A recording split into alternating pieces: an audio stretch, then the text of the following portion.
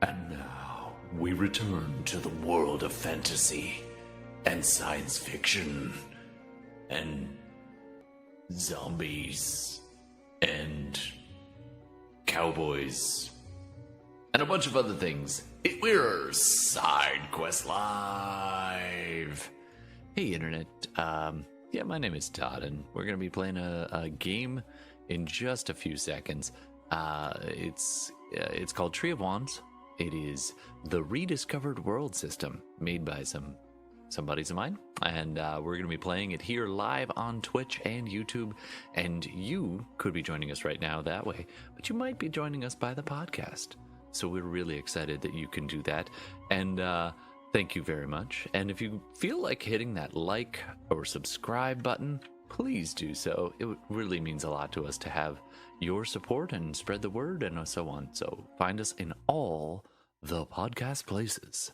Anyway, without further ado, we're going to dive in and meet at the table and get some storytelling going. All right, thank you. Okay, I'm being told 1 second. 1 second. Okay.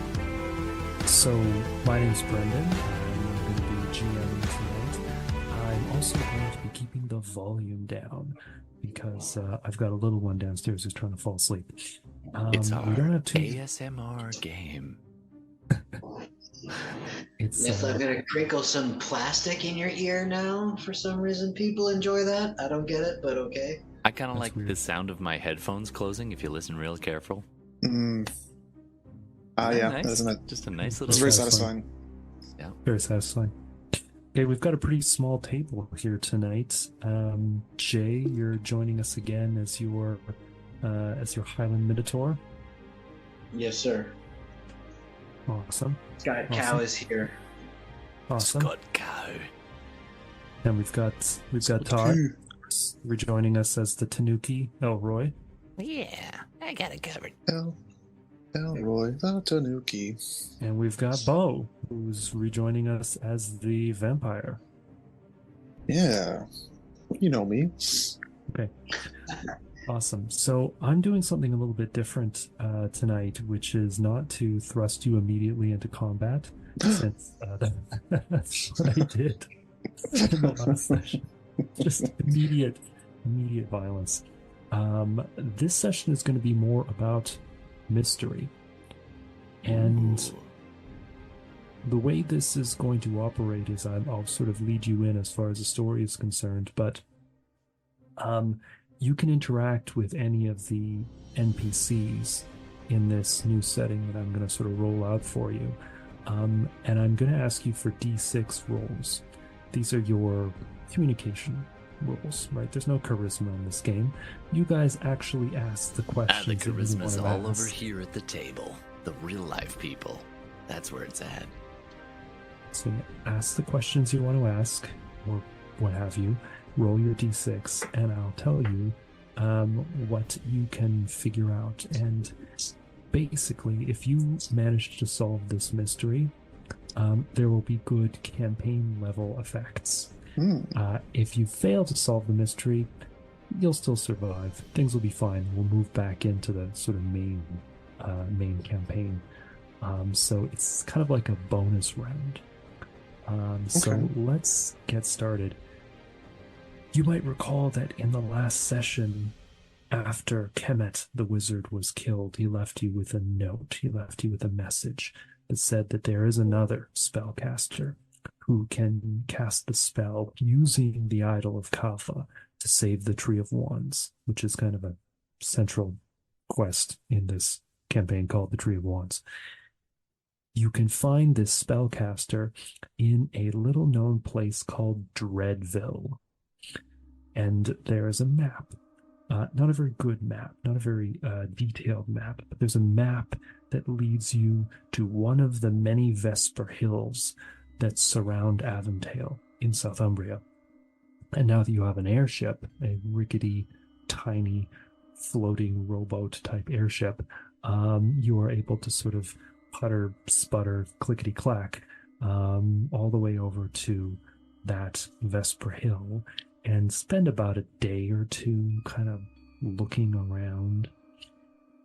and you're looking for a place called Dreadville. And some of you already know, because you rolled sufficiently high, that Dreadville is a mysterious, rumored place where undead creatures exist together peacefully. It's kind of a weird idea, and you have your doubts as to whether it even exists. But after your second day of searching, moving around one of these Vesper hills, and you see what looks like almost a sort of a lake that's kind of spilling out at the base of one of these very rocky, craggy hills.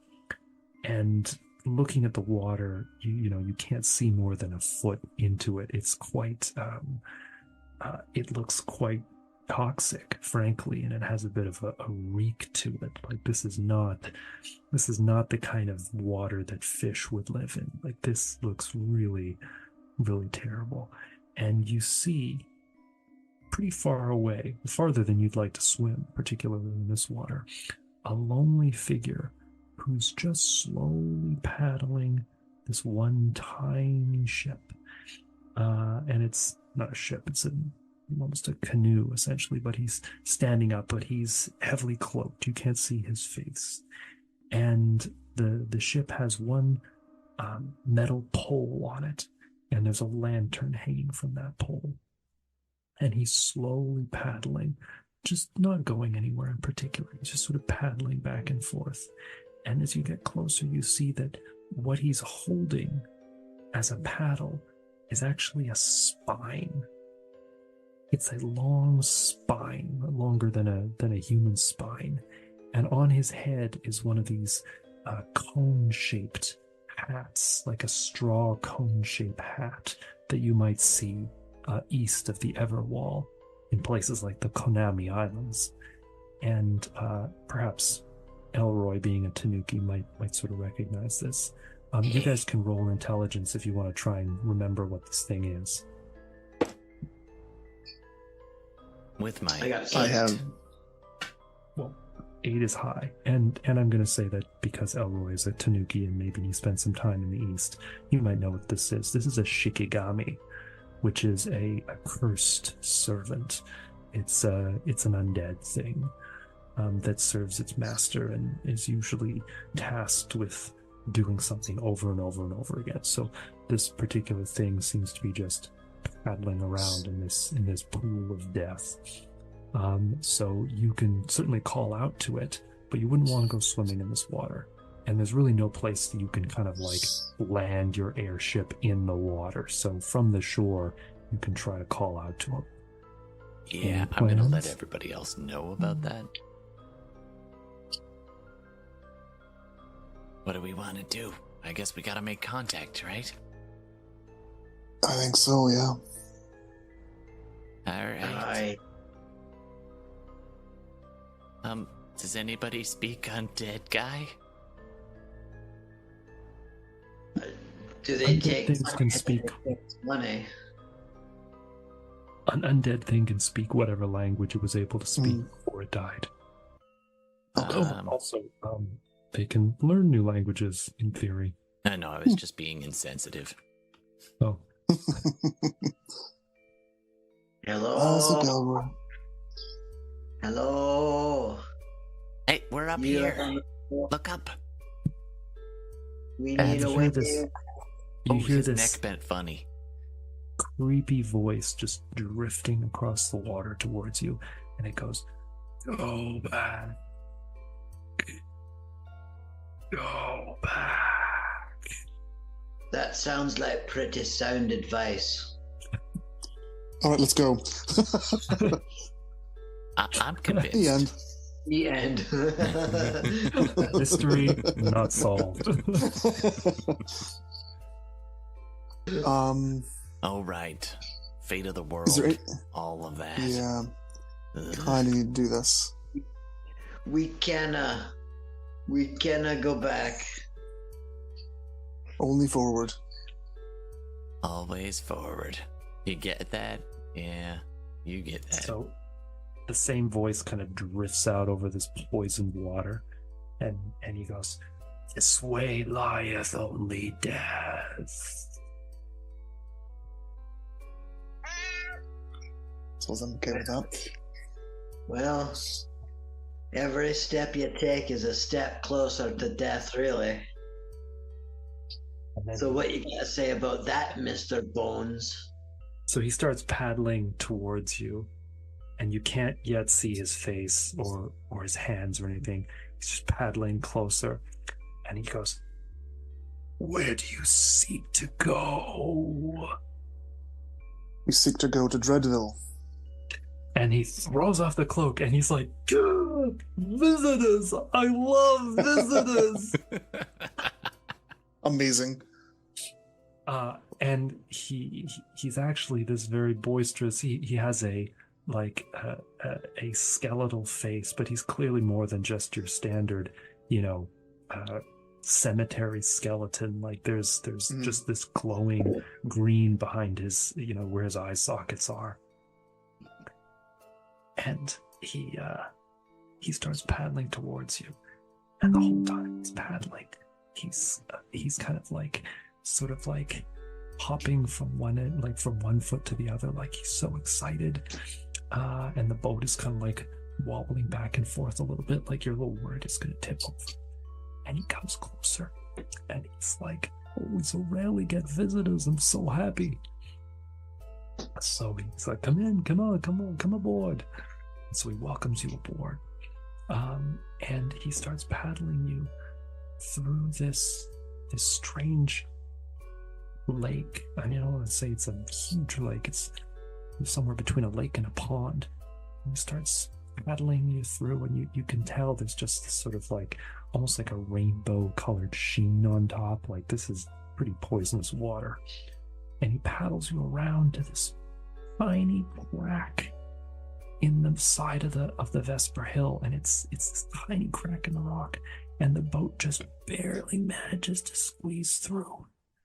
And he squeezes through, and you see there's a tunnel and a very, very deep black cave.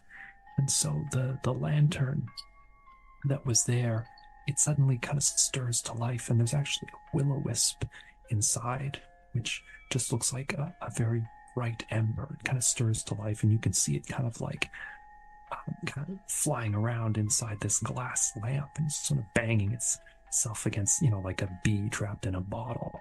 And it lights the way, and your boatman starts talking to you. He goes, "My name's Kenji. I'm a Shikigami. Oh, I get to greet all the visitors who come to Dreadville. I love it so much." How many visitors do you tend to get? And so, because I have to keep the volume down, I can't do the really exuberant voice. So I'm just going to keep to my whisper voice. He's exuberant, but with laryngitis. So Kenji, the Shikigami, starts telling you about Dreadville, the sort of secret town for the undead. And he starts talking about the town's founding and the people who come by. And he tells you this really bizarre story that you've never heard before, which is the story of a saint called Saint Malison. Saint Malison was actually a lich. There was an evil lich that, after a long campaign of terror and evil, suddenly, inexplicably converted to the worship of Themos and did nothing but good deeds from that moment onward. And she took all of her undead, and she commanded them to do good things, dig trenches and plow fields and, plant trees, do whatever she could. And eventually she was destroyed. But in her honor, a small number of villagers made a statue, and then by some unexplained miracle, and no one knows exactly why, the statue started to weep blood, and it just continuously weeps blood. And so some vampires who were trying to be non-violent, they petitioned the king in Tarvan to take that statue and move it to a place where it could be cared for because the blood could actually feed vampires. Lots of vampires. In fact, the blood is very tasty to vampires. It's I'm going to nourishing, pass La fantastic. Habrea a napkin to wipe their chin. And so Sounds this delightful. statue of Saint Malison, We the are king granted them a charter, like a town charter, and said, go ahead and take the statue. You can go to a place where nobody would want to be. And the king granted them a title to an abandoned lead mine way out in Southumbria where nobody would find them. And so zombies, vampires, skeletons, ghosts, they all started congregating in this place, and they decided to call it Dreadville.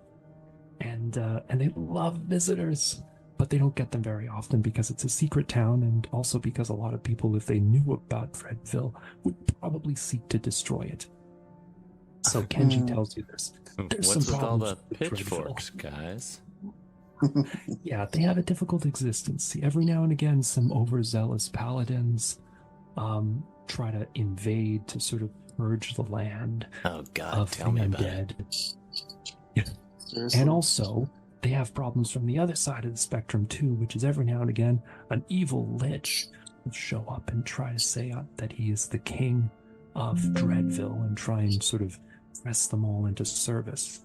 So what they did was they flooded the area around the entrance with the tailings ponds from the abandoned lead mine.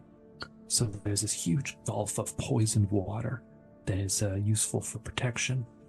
But they welcome visitors. And Kenji goes on and he says that, in fact, Dreadville is the only place that has a school for witchcraft.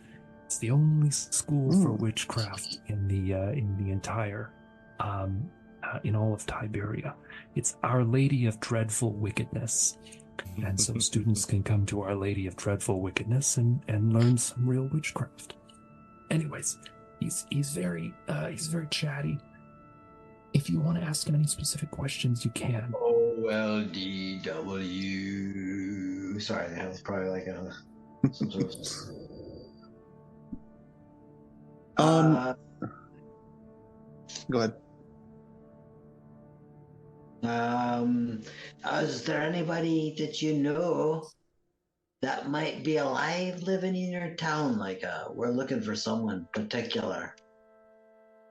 There are, he's quite proud of this, there are 5 people who live in Dreadville.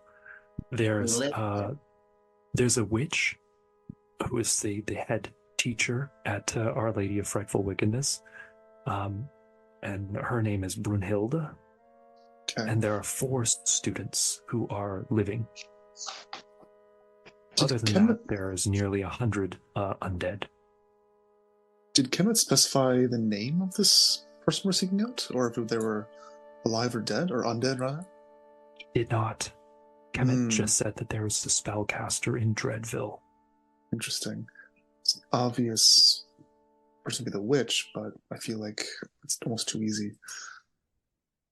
So you said there's been vampires here, is that correct? What's this guy's name? Kenji. Kenji, you said that vampires have come to live here. Has there been one by the name of Sidolphus who has come through Dreadville?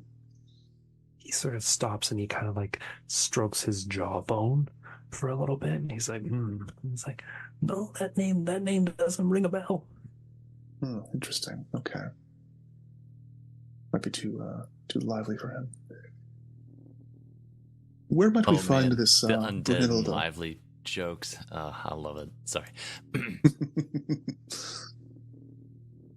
Where might we find this Brunhilde? Give me a roll at the D6. Okay. Just a straight up D6? Is that everybody or just whoever's asking Whoever's asking the question. Okay. That is a 6. Well, she teaches at the university.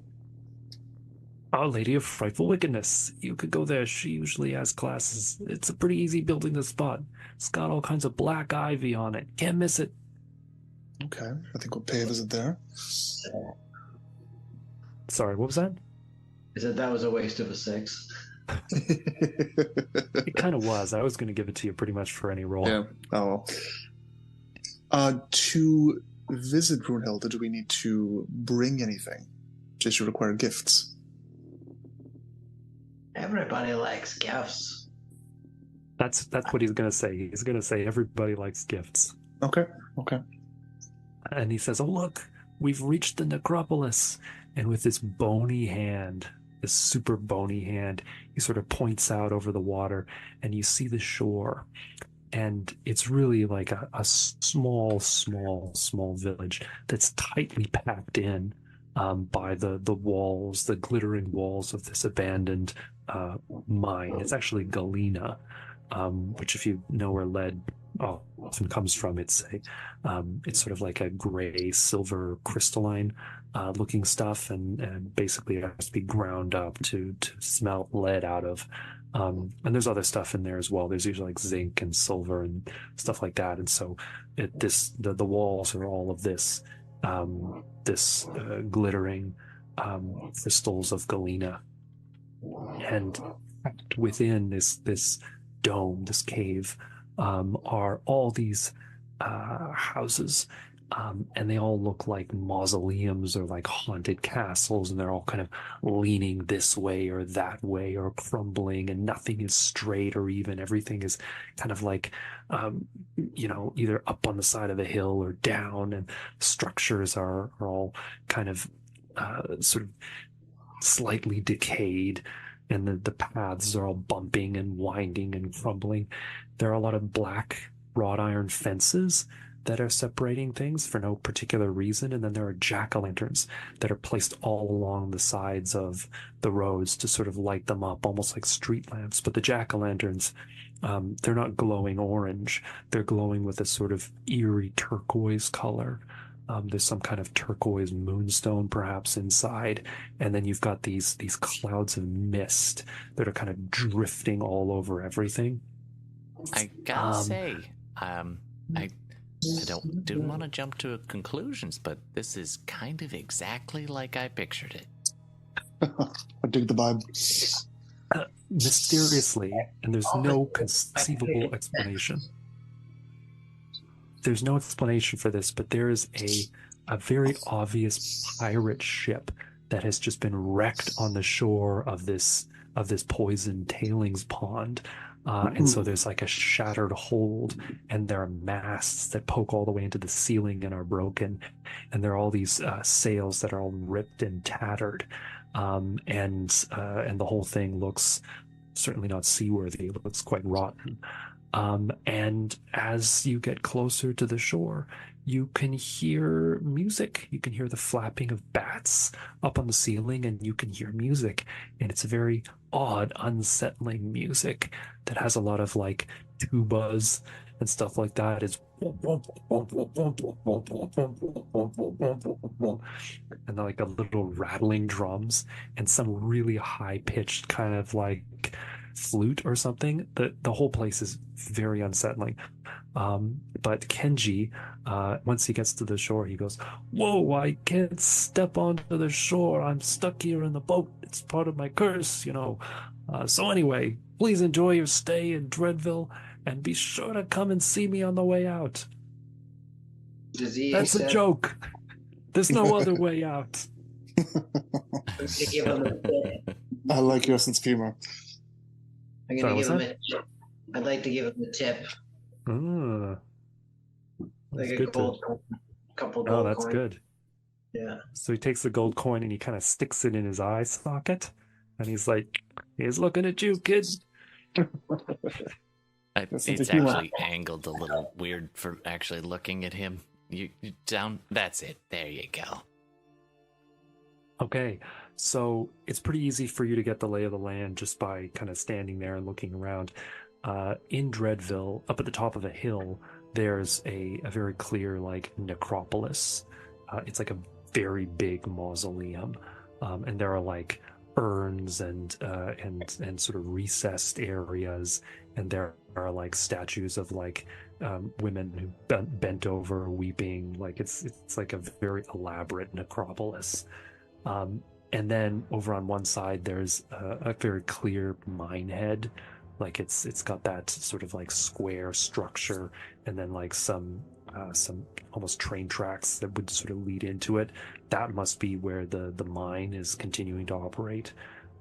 There is a cathedral, which you assume must be the Cathedral of St. Malison. It has a crooked clock tower, and it has a lot of stained glass, but all of the stained glass scenery is like dancing skeletons and things like that. Like, you know, they're all sort of in those funny skeleton poses. There is a large building that has fluted marble columns, and also black ivy that's sort of twisting around the columns. And if you look closely, you'll see that actually the marble has been carved into motifs that look almost like candy, almost like the whole thing is made of candy.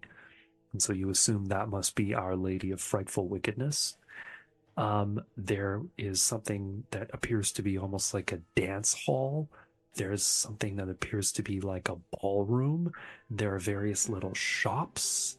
And then there are haunted houses, just like random haunted houses, kind of like on pretty much every sort of spare corner. Like it's very tightly packed.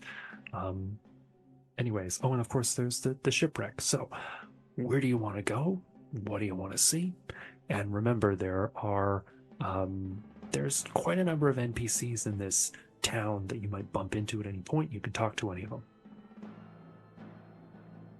Well, we might as well go straight to the school.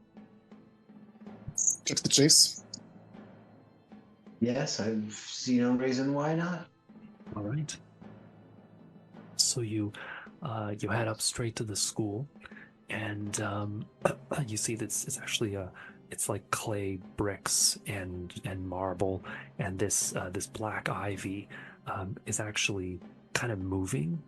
Like every now and again, it kind of like repositions itself so that it's twisted around these columns. And as you get closer, you see broomsticks that are actually just sweeping. They're just constantly sweeping by themselves. And as you go inside, there appear to be several different areas. There's some kind of a study hall that has some books and things on shelves. There's a room that has a bunch of big black cauldrons in it, almost like a cauldron laboratory, and it has a lot of, you know, roots and herbs and things hanging from the rafters. And then there's what appears to be like a dormitory area. And inside you see a couple of students. They're both girls, and they're both wearing I'll call it a uniform that would not be considered decent in Tarvan, or in some of the more puritanical parts of Tiberia. You know, they've got like, I'll say, striped knee socks, and then they have the classic witch hat, you know, with the cone at the top that's kind of bent, and then the buckle up in the front. Anyways, and they seem to be talking. You know, like they gotta be like, I don't know, maybe 20 years old or something like that. And they're like talking and laughing, and they don't seem to be like studying too hard. So you can speak to them, or you can continue on to see if you can find this Brunhilde. I vote continue on. Okay. So you continue on into that cauldron room, and you actually do see this kind of very classic, stout-looking witch who's got frizzled gray hair that's sort of tied back in a bun, and then there's the witch hat sitting on top, and she has a great big nose, and she's got one sort of gangle tooth that's sticking out, and she's basically stirring this cauldron with a stick, like a literal stick, not like a wooden spoon, but a stick. And you go in, and you can really smell the hops and the yeast. Like she's clearly brewing beer. And there's actually some bottles around as well. And she looks up at you, and she goes, "Oh, are you interested in rolling?" Rolling, you said. Enrolling in the school. Enrolling. Oh. I mean, that's how I enroll. I'm I'm sorry. interested in beer. I was raised in a circus. You have to forgive my sense of humor. So she introduces herself as Brunhild, and she says that she brews witch's brew, which is a type of beer here, and they actually export it from Dreadville. And she says that if you want, you can buy some, and that if you want to enroll, it will be 1,000 pirate gold pieces. Pirate gold pieces, you say? She says that the only currency that is accepted in Dreadville is pirate gold, and she takes out a coin, and you can actually see that it has the Jolly Roger, the skull and crossbones on both sides. Huh. And she says, if you don't have these, then you don't have any. Then you don't have any currency here. Hey, is there a bank around where we can do some transactions? And maybe... Yeah, what's the exchange rate like? Yeah. She says you have to talk. And this is going to be a tourist trap. I can smell that a mile away. She says you'll have to talk to the mayor. The mayor is a vampire named Wenceslas. Did you say that? Vampire. How long have they been the mayor? Wenceslas has been the mayor since the beginning. He was one of the original vampire lords who petitioned to have the statue of St. Malison brought here and to have the town founded. Fantastic. So they're not likely to be a crazy murderer guy. Okay, jolly fella. Vampires are murdering, thieving bastards, every single one of them.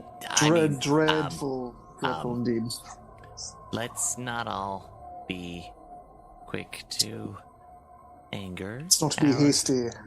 Our hosts are a wonderful blend of beings that are currently not eating our faces, and we want to keep that.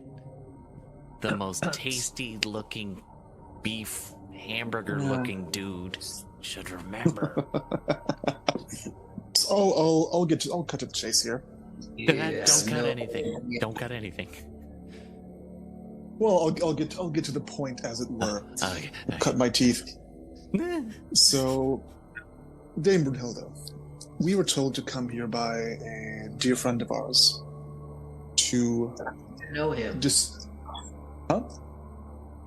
Perhaps you know him. Have you heard? Are you friends with a man named Kimet?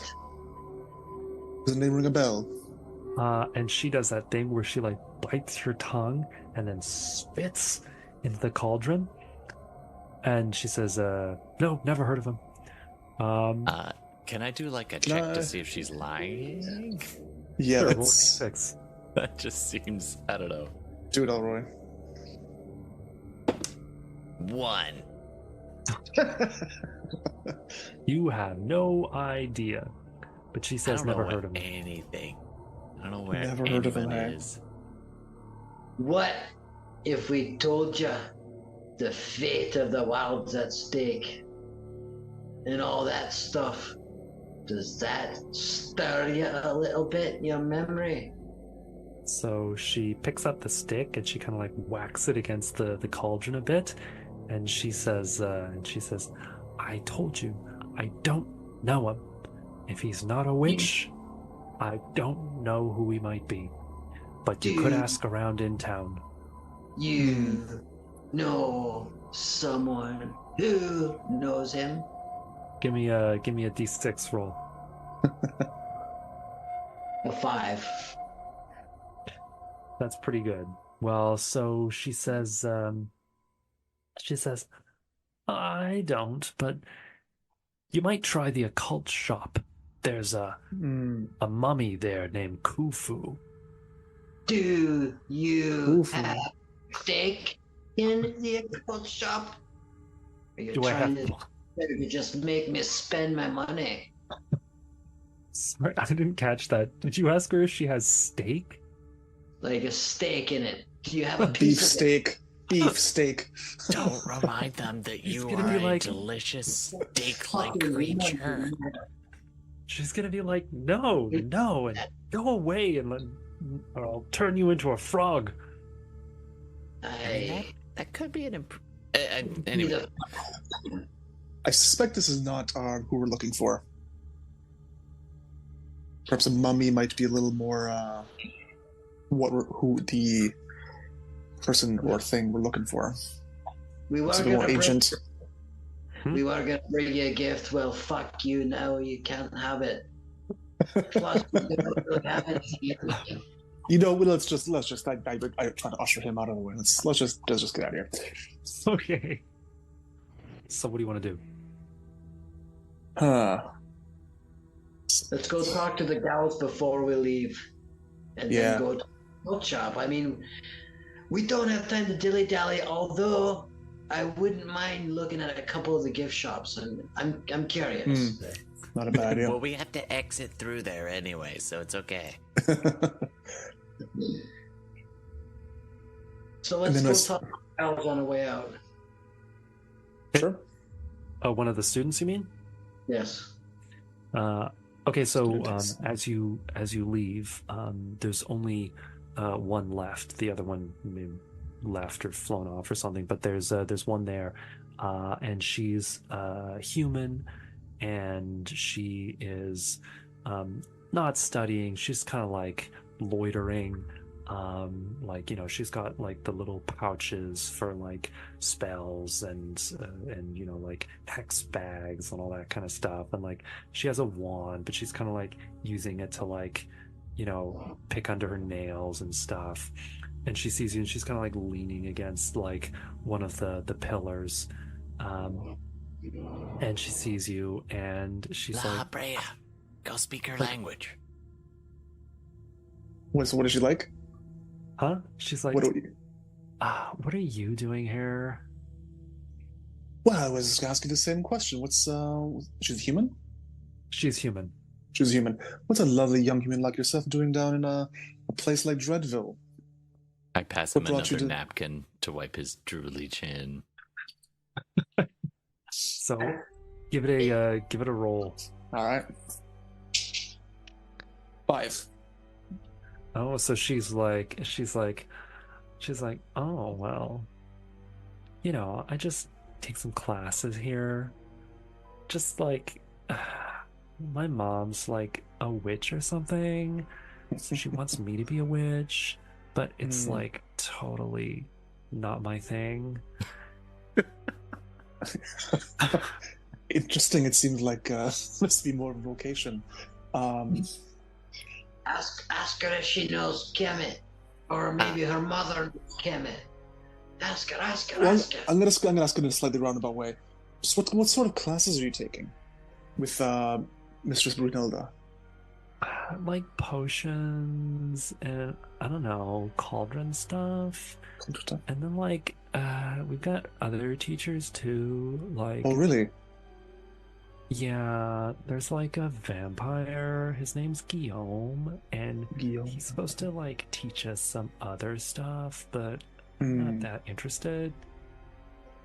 Do any of your teachers teach anything like creating or cursing an object? Maybe how to destroy a curse? Is that something that you cover in your classes here? You could ask Guillaume. He seems to like talking, but maybe he just likes talking to me because I'm like really pretty. My heart kind of beats a little faster. Cheeks get a little flush. I'm like, I mutter quietly, I think, to Scott Cower that she can't hear, and I'm like, you know, I'm kind of okay if he eats this one. Talking about why would he eat her? I know I meant this Wait, one, and with I my pull a eyes. snack With out of my my eyes. bag. Do you want one? Where might we find Guillaume? All the vampires like to hang out at that crystal ballroom. That place is so ick. Little ballroom. All right, I think we can. In which way would that be? And she like kind of like points with her wand but she kind of like puts one hand on the hip and is like as if like the ennui, like the existence, like the weight of existence is like kind of like crushing her, and she kind of like lazily kind of points with her wand off in the distance, and you see this place that it looks like it has, like, the minute you look at it, you just you hear like a creepy organ music just sound this one note, and then a bunch of bats fly away from it. That's our place. So I gently grab her hand and offer a kiss, bowing slightly, and we start moving on over to the crystal room. You're weird. You're weird. Me or her? Or both? Probably both. Yeah, you're weird. Okay, I am indeed. So, I mean, just to to be keep fair, track, she's probably young enough to be your like great. Anyway, Why would he be so old all of a sudden? Why he doesn't look that old? nah, Because he's got a Jackie's great I not skincare moisturize. Yeah, I do really do. because Jackie's not here, and you guys probably aren't taking studious notes the way she would. I'm going to the way they would. Sorry, I'm going to keep track of who you've met. You've met Kenji, the Shikigami, who's the boatman. Okay. You've met Brunhilde, the witch teacher, who's also a brewer, and you've met Eunice, who is a, let's say, bratty human student. That tracks. That's Eunice. Okay. Let's go to the occult shop, since we'll just do things in order of the missions that we have been given. What do you say?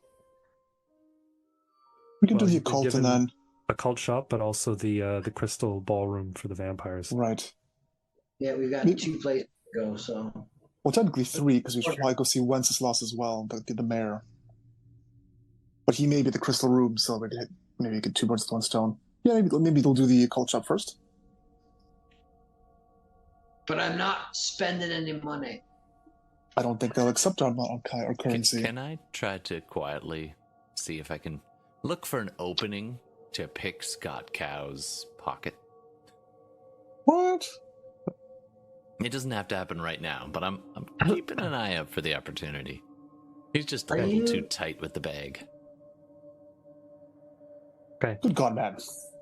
So where are you gonna walk over to? Wait. We should try the mayor first and try to get some money. Get around this place with no money. Yeah, that's true. On spending.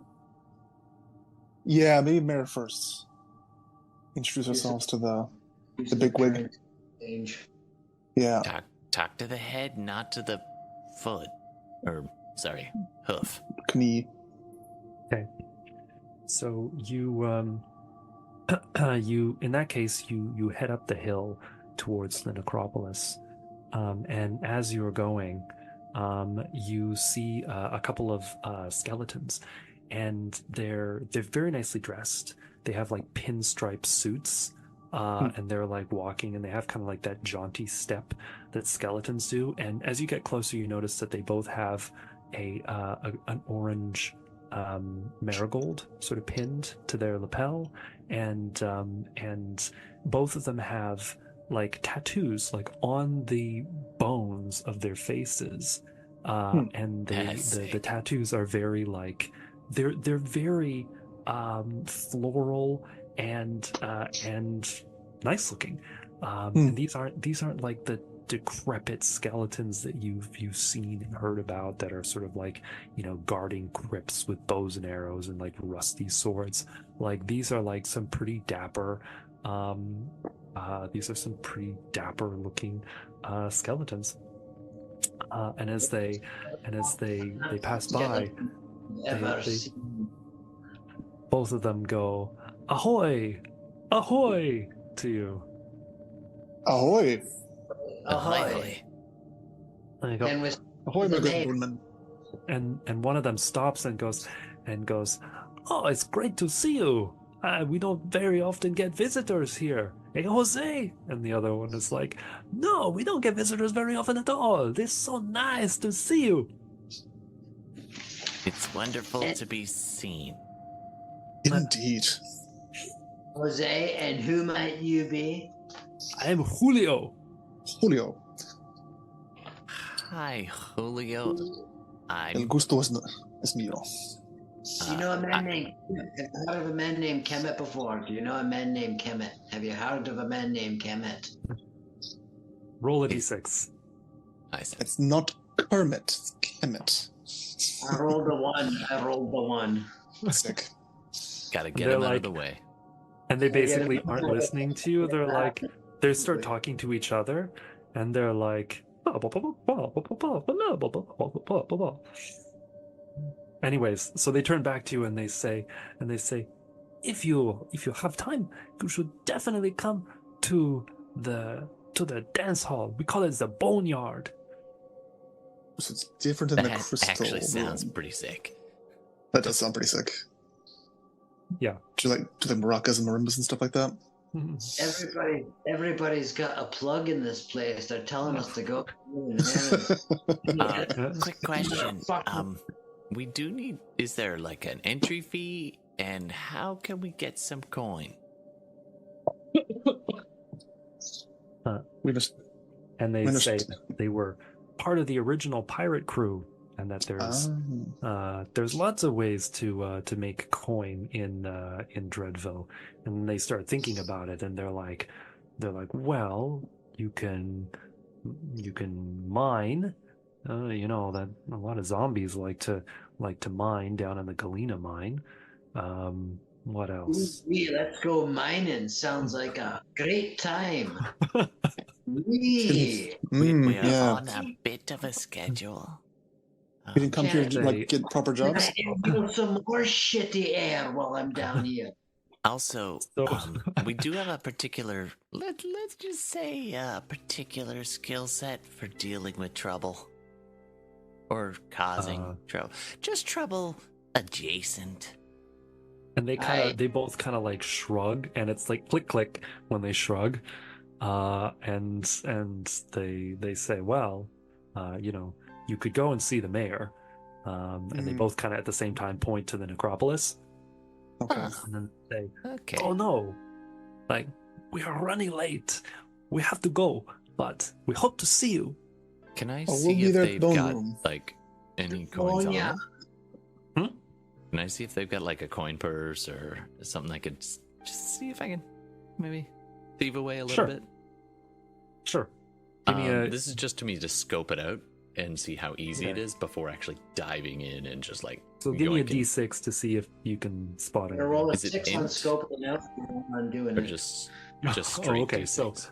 So Scott Cow sees that both of these guys, one of them is a carpenter, and the other one, well, I won't tell you what he is, but both of them have some coin purses.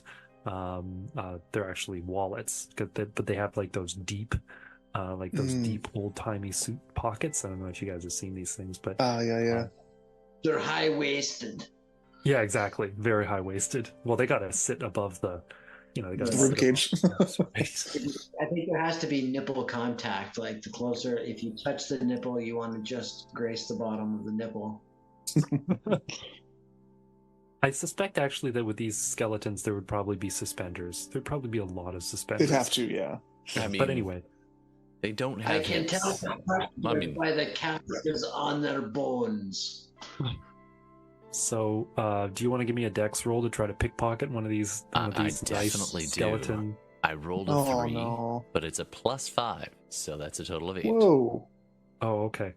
Yeah, so you managed to swipe Jose's wallet, and you kind of open it up, and you find 5 of these pirate coins.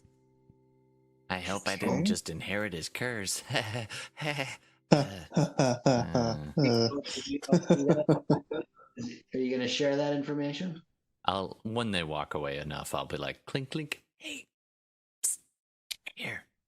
I'll divvy them up when we're not inside, just a couple you for each, fucking and I'll pick keep the them up? extra.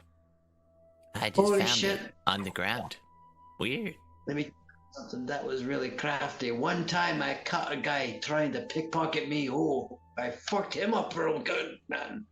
He's probably still lying there. Yeah, that'd be foolish. To the mayor's office. To the mayor's office. So you continue on up the hill and you reach this creepy necropolis. And as you go inside, you actually see that there are like recessed, almost like cubbies in the walls, and there are like skulls in the cubbies, and some of them have like gold coins like stuck in their eyes. And there's a great big writing desk, and at this great big writing desk is this quite portly looking vampire. He has a classic sort of vampire cape with the high collar that's red on the inside and black on the outside, but he's also wearing like a very mayor looking top hat, and he's got a little like silver star on one side, and he's got like a sash beneath his cape that's like that sort of screams mayor. And he's kind of like shuffling papers on the desk, and he's got a little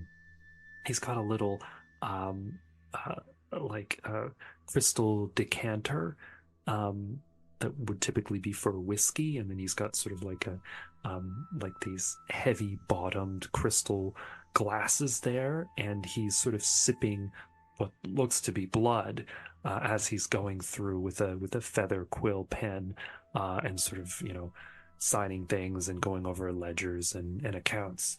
And you come in, and then you notice something which is unusual that you've never seen before. But there is a ghost hovering next to him who has one of those really beautiful, very long porcelain masks that's painted with red, and there are sort of openings for the eyes, but then there's like a mouth that's sort of painted on, and there's various other decorations that are painted on, and then there's a white sheet. Now, most ghosts don't wear white sheets, but this particular ghost is wearing a white sheet and one of those very long white masks. And that ghost appears to be sort of hovering around the mayor and speaking to the mayor. And as you come in, you see Wenceslas and this ghost, and he kind of looks up and he sort of props himself up, and he's got his great soapbox voice, and he's like, "Welcome to Dreadville." Oh, thank you for the warm welcome. You must be Mayor Wenceslas. Everything is a fucking sales pitch with these people. He goes, "Welcome," and he immediately recognizes what you all are, and he goes to Habria, and he's like, "Can I pour you a drink?" What do you have? And he says, He'll just "Only take the your finest. He'll just take your finest. What everyone comes to Dreadville for." And hey, he Cal. basically Scott, Cal, he come here a uncorks this sec. thing, and he pours you like a dram of blood and kind of hands it to you, and you can choose to drink it or not. It's up to you. What are you doing? Ah, it's a nice, fine red. When in Rome, Yes. we have to blend in. Yes, the look at grapes Labrea with clearly. a shrug. Yes. Sniff it. A drink. It's probably not to your taste. Yeah, But but it is do you delicious. drink it? I do, yeah. Oh, this is the best. It is the best blood you've ever tasted. It's like hearty. There are like these really floral top notes and these really like earthy, like rich, meaty low notes. And it's like so satisfying, great smooth finish. Like it's beautiful. Oh, it is the best. Like it just has like a bouquet of like sandalwood, and you feel totally refreshed. Like all of your senses come alive and then calm, and you are full HP. And you're like, you feel like you never have to drink a person again ever. Like, this stuff is great. Amazing. And the mayor's like, right? Am I right? You are indeed. You're a man of fine tastes. And he says, Scott just like angry look on his face. I'm gonna try This to wine con is Scott Cow fantastic. by drinking some myself. Yeah, give me some. He says, I only get it fresh, straight from the cathedral. That's where they brew it, you see. Oh, excellent. And I'm gonna sleight of hand, like do the pour behind my head thing. And he's like, brew, no, this comes straight from the statue herself. It's the best stuff. You'll never find better. Oh, from the statue. We've heard about that from from Kenji, no? Yo, Kenji. He has so much to say. Such a pleasant chap. And so the mayor tells you the same story, which is that there's a statue of Saint Malison that's constantly weeping. They have it in the sanctum inside the cathedral, and she's constantly weeping, and her tears gather in a great sort of almost like a pond or like a pool, and and they scoop the blood right out, and it feeds all the vampires and other things that like the taste of blood, and everyone gets to live happily in peace. Oh, look at that. Peaceful vampires. What a world.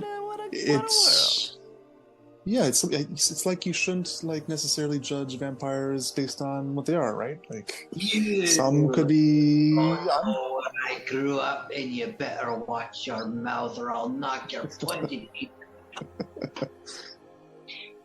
One day I'll tell you the story, and you'll understand, maybe. One day, but I don't trust you. I don't trust you. Okay, so do you want to ask the mayor anything? Sure do. Do you know a man named Kimet? Give me a d6. I'm talking to you, you vampire piece of crap. I'm talking to you. Just give me a d6 roll. These are peaceful vampires. He's like, no need to be upset. Like, I'll tell you whatever you want to know. Have you heard of a place called the Factory? No, I don't know any factories. My aunts, my uncles, my brothers, my cousins, generations of us living in stone boxes, feeding ya. So he kind of breaks down and he starts crying, and he's like, I know, we were terrible. We were so mad. Oh God, there's blood all over when he cries. You'll not make me weep. You'll not make me remember. So he's like, he's crying, and he see that he like literally grew up in like, it was like a factory farm of like these minotaurs, these like Highland cow minotaurs that just were like that's why he's like small sized for a minotaur too, because evolutionary wise they lived in like these small boxes, so they just grew small compared to regular minotaurs, and it was just like a factory. God. Was he a veal cutlet? Basically. Oh man. Cutlet. Oh. And then this group of vampire hunting Highlanders came in and broke it all down, and he was the last survivor. But if you can imagine, it was like generations upon generations of his like families just like born and living in these little boxes. Oh. So Wenceslas is like crying, like real tears. He's not crying blood or anything, but he's crying. And he's like, I'm so sorry. And he's like, I've been under just tremendous stress because there's been a murder. I've been under stress. There's been a murder. Not to be insensitive, but murders murder in don't Dreadville. happen often. There's been a murder in Dreadville, and no one knows what to do. We don't have any police. We don't have any detectives. We never have any crime. Well, we know A murder. crime. I mean, we can help. maybe. We've Perhaps. seen the world and we've been inspect. We need money. And he says, I'll gladly pay you a reward in pirate gold. Now we're speaking the same language, my friend. Just Wait, figure out who wait, committed this wait. heinous crime. What is this pirate gold worth once we leave this place? Are you kidding? I got- This place is Fuck kinda all! cool. I'm Sucks pretty as sure shit. what's his nuts is gonna want to retire. It's still here. gold. It's still gold, so you suspect that it's probably worth something. Probably Is it worth cursed? a decent amount. But it's the only coin that they accept here in Dreadville. Hmm. And he says that'll give you 500 pieces each. Ooh. If you can solve the mystery of whoever was murdered, and he tells you that the crime scene is in the mine. Oh. Who was murdered? And he says, that's the worst part. I don't even know. What? I am genuinely confused. Usually there's a body, Yeah. I'm told. So go to the mine and figure it out if you want. Okay. Before we go, so we're sure that we, I mean, besides the money's nice, but we could use some information. We could indeed. Okay, so he's kind of like he's so upset. He takes out like a handkerchief, like a silk handkerchief, and just blows his nose into it. So what do you want to know? Roll a d6. Oh, I'm gonna Yeah, leave go this for to it. somebody else. No, go for it. Well, Jake had already asked about Kemet. And he told you he doesn't know Kemet. He doesn't know a Kemet. Okay, so we've already asked that. Is there someone in town who is able to break a curse or destroy a cursed item? He says he doesn't know, but you could try the occult shop. Okay, that's two votes for Cold Shop, eh? There. So the mummy. Is there any other questions we want to ask him? Does he know your target? Does he know of a place Yes. you can stay at a reasonable rate? You can stay in the pirate ship. Hey, that sounds pretty sick. That really Yeah, does the rest- sound pretty cool.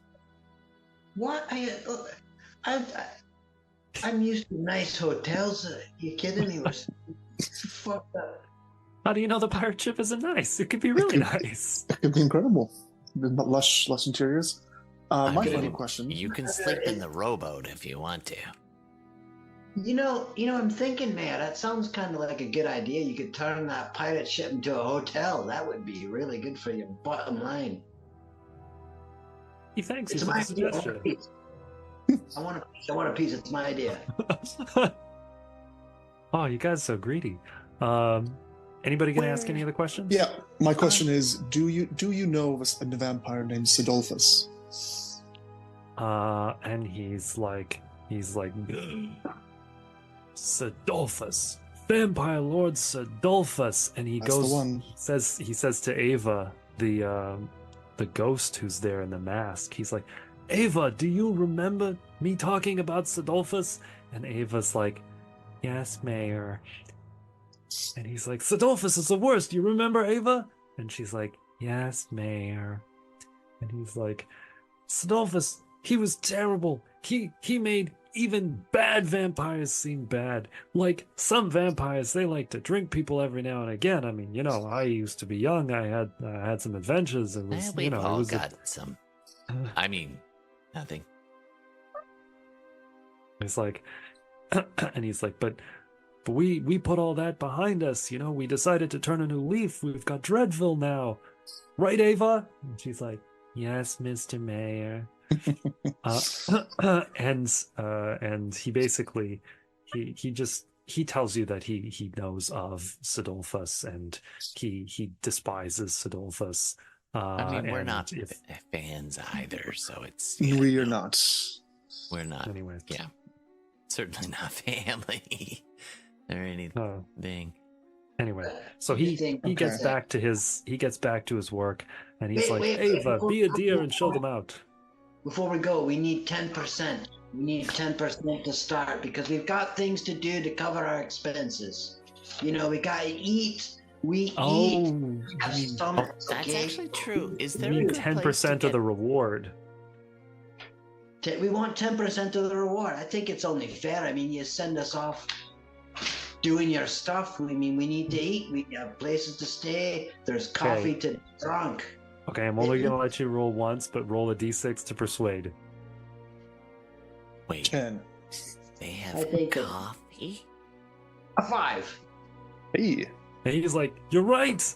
You've got expenses! You've got things you gotta do, right? Like you're detectives, maybe you need to grease some palms or something, okay? So basically, he opens up this treasure chest that has teeth. And he's like, sorry, Bernie, just give me a second here.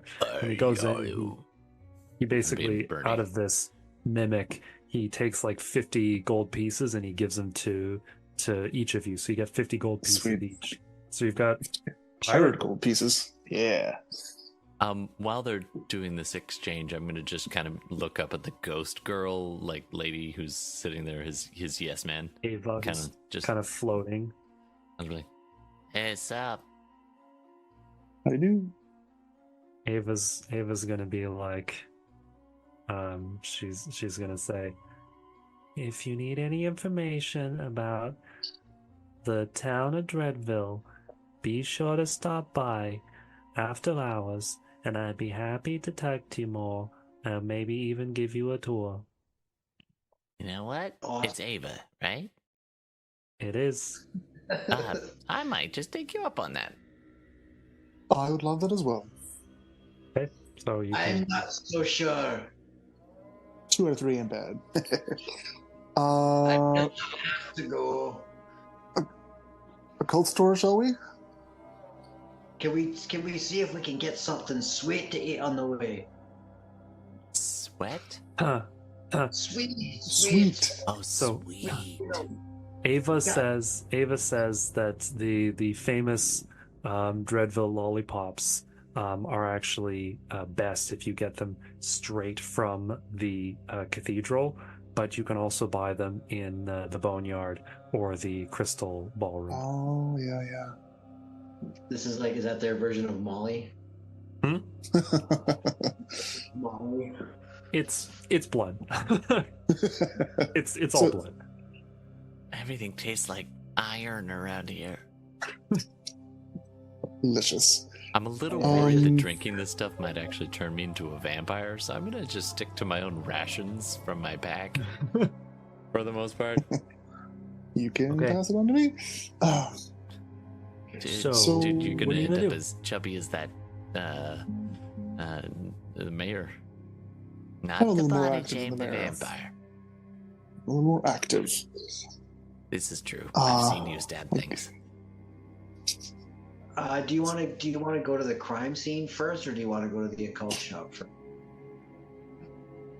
Well, I am not used to people talking about crime scenes that I'm not a part of. It might be useful to go to the shop actually, just to see maybe there'd be something we can purchase, as well as ask him if he can do a thing or not. It's kind of on the way, I guess. Yeah. Okay. So you travel to the occult shop, which actually has a sort of a swing sign that says occult shop, and it's sort of very wavy, wispy lettering. And you go inside, and it's just this long room, and on all the walls there are hieroglyphs and there are paintings, and they're sort of painted in probably almost gold leaf.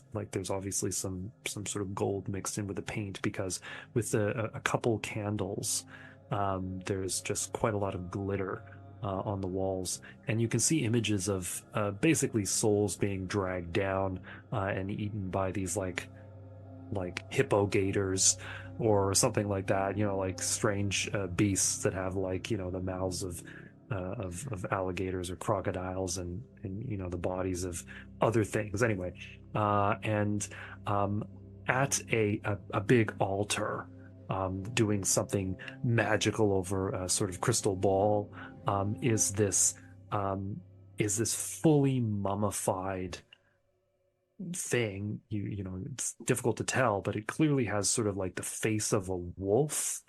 So you're thinking maybe this is a Lugaru who has been fully mummified, and he has this big gold sort of a shoulder.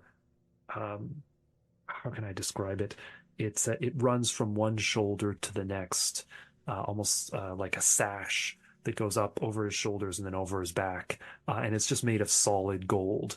And he has gold cuffs, and he has many like amulets with lapis lazuli and other gems and stuff. But even his pointy ears that stick up are covered in white bandages. And he's a mummy, and he's doing his magic, and he doesn't even really notice you come in. And he's fully focused on what he's doing now. On the walls, on shelves, there are lots of like jars that have strange looking heads on them, and you have no idea what they might contain. And there are like tattered rolls of papyrus and other things that presumably have a bunch of magical qualities to them. But he doesn't even notice you come in. So take a look around, talk to him, do whatever you like. Wow. All right. This place is really messed up, man. Like, if I die, I might come back here. Greetings. It might be a nice place to retire when you really retire, if you know what I'm saying. So he looks up, and he has this very evil voice, and he's like, "What is it?" We're told that you might have know a friend of ours named Kimet. And he goes, "Kimet, that son of a jackal. Oh, the next time I see him, I'll skin him alive. I'll wring the blood out of him drop by drop. Oh, I have such a spell. I will make his flesh crawl with bugs. I can't wait to cast it on him. Where is he? What is he up to? He is very, very indisposed. What? He's dead. Somebody One already might say did he's even dead. what he wanted And- to do to. But like dead, No, dead, they- not like motion to him. And when Horrible you say death. he's dead, Horribly. He This- died horribly. You'll be glad to know he died horribly. It's true. Screaming in pain like a little bitch. and when you say that he's dead, I saw it myself. He died twice. this mummy Khufu is like, dead? He can't be.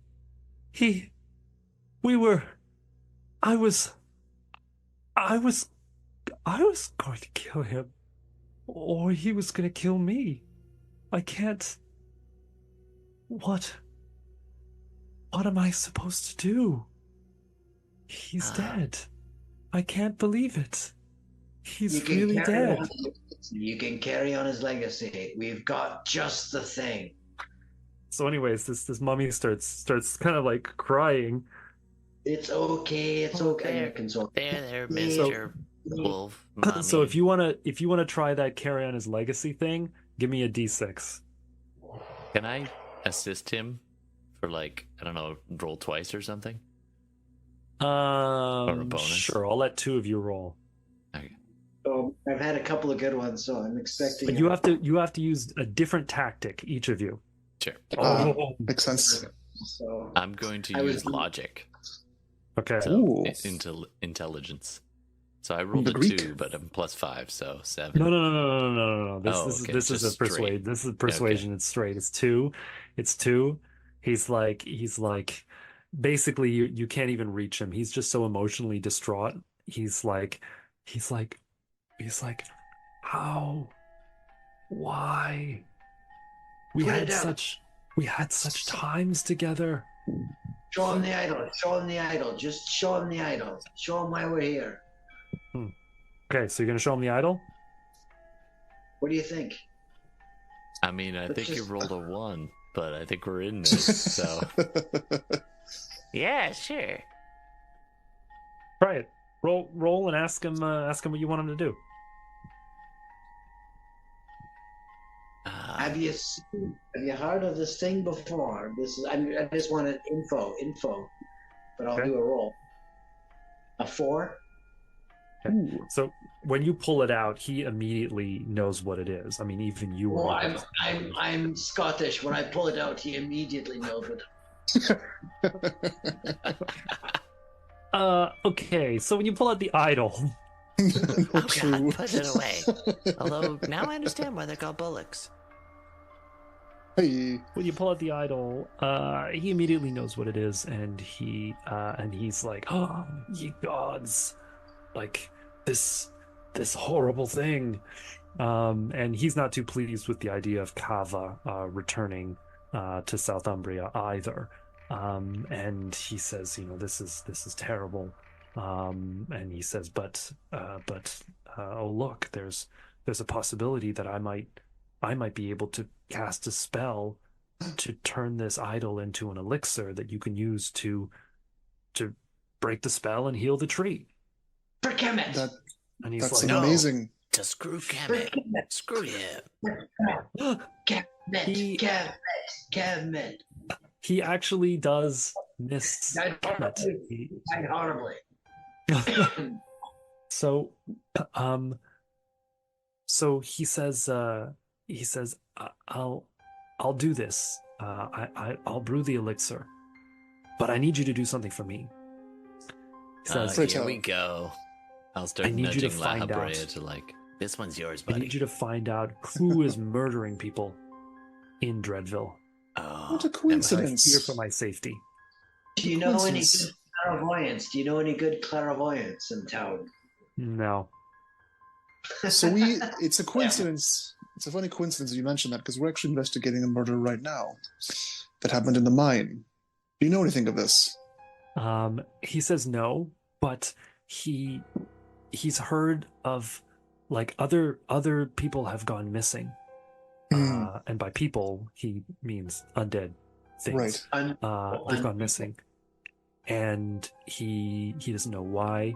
He doesn't know the circumstances. He heard one report of something flying, but he doesn't know. And he's not been able to figure it out on his own. So he says... It wasn't a wyvern, was it? Because... And how long has this been going on? Ask him. Not long. Weeks. All right. I think we're in. We'll do that. So, you get to try work to- on your elixir thingy, and we'll go solve a crime. Yeah. Scooby and I will go this way. You and Daphne go that way. Why'd you call me Scooby? Is it because I'm furry? I'm furrier than you. Oh, that's true. I guess I'm Scrappy. Yeah. You're both quite furry. There's Everybody- a series of traveling minstrel shows where this is all about this is where we're getting this from. Okay. Can that be canon? Scooby-Doo exists as a pilgrimage play. Okay, sure. Yes, I contributed to the lore. It's 11 o'clock. You guys have until midnight to try to solve this murder mystery. Okay, let's go. So, Dive in. what are you going to do? To the mines. Yeah, let's get in. Let's go see the scene of the crime. I'm also gonna need to know who's sleeping with whom. Is that even possible for these beings? Never mind, we'll figure it out. Let's go to the mines. Let's go. So you head down to the mines, and what you see is actually quite interesting. There's obviously a part in the mine where the galena, this crystal structure that's all over the walls, is very pure. It's just much more uniform in color. It's this silvery, almost pewter gray and it's is quite reflective. And there's a zombie there who's got a big I pick. whip out my weapons and I remember. Right, sorry. Yeah, this zombie is huge, like a very burly zombie. It's that appears to have been sort of stitched together. Maybe he's fallen apart and been cut apart and been stitched together again. But anyways, he's there and he's got this very big, heavy pick, and he's clearly been just breaking bits of the wall off and loading them with a shovel into like a mine cart, which he pushes like maybe 20 steps to another zombie who has a very big it's almost just like a cauldron, and he's using a big, almost like a mortar and pestle, to just sort of smash the crystals into the smallest sort of powder he can. And then there's a great big vat of water near him, and there's another zombie there, and that zombie is sort of watching over the water. And in the water, they pour this sort of powdered galena into the water, and they manage to sort of froth it off the top, and that's how they extract the lead and the silver from this dust. So you've got these 3 zombies who are attending to this process, but they've all stopped because there's a final step, which is where they actually smelt the stuff that they get off the water, and they just boil it down using a big wood fire. And there's sort of a vat of molten lead, and next to the vat that's clearly just been pulled out of the vat because there are rips of dried lead on the ground, there is a skeleton that is immobilized, that has been just caked in lead, and is just lying there, still kind of steaming a little bit, and not moving. And the zombies are all kind of like looking at this body, going, "Duh." Is this the murdered being? Yes. Maybe he doesn't know because it's just a generic skeleton. Is that why? Why wouldn't he know in particular that this person? Yeah. Well, every sort of every identifying mark on this skeleton has been either burned away or concealed.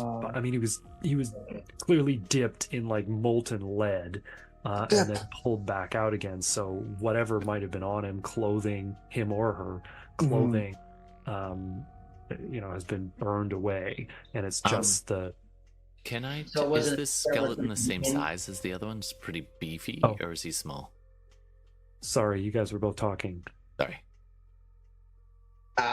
Yeah. Would we see that it's like a human skeleton, or was it like a skeleton to begin with, and then it's a skeleton now because we're in like undead land, or was it like a fleshy being that had all the flesh melted away? Does that make sense? What I'm saying? Do we know? It does make sense what you're saying, and you can't tell. It could have had flesh on it before it went into the vat. Okay. Interesting. Okay. Are the zombies intelligent? You can talk to them. All right.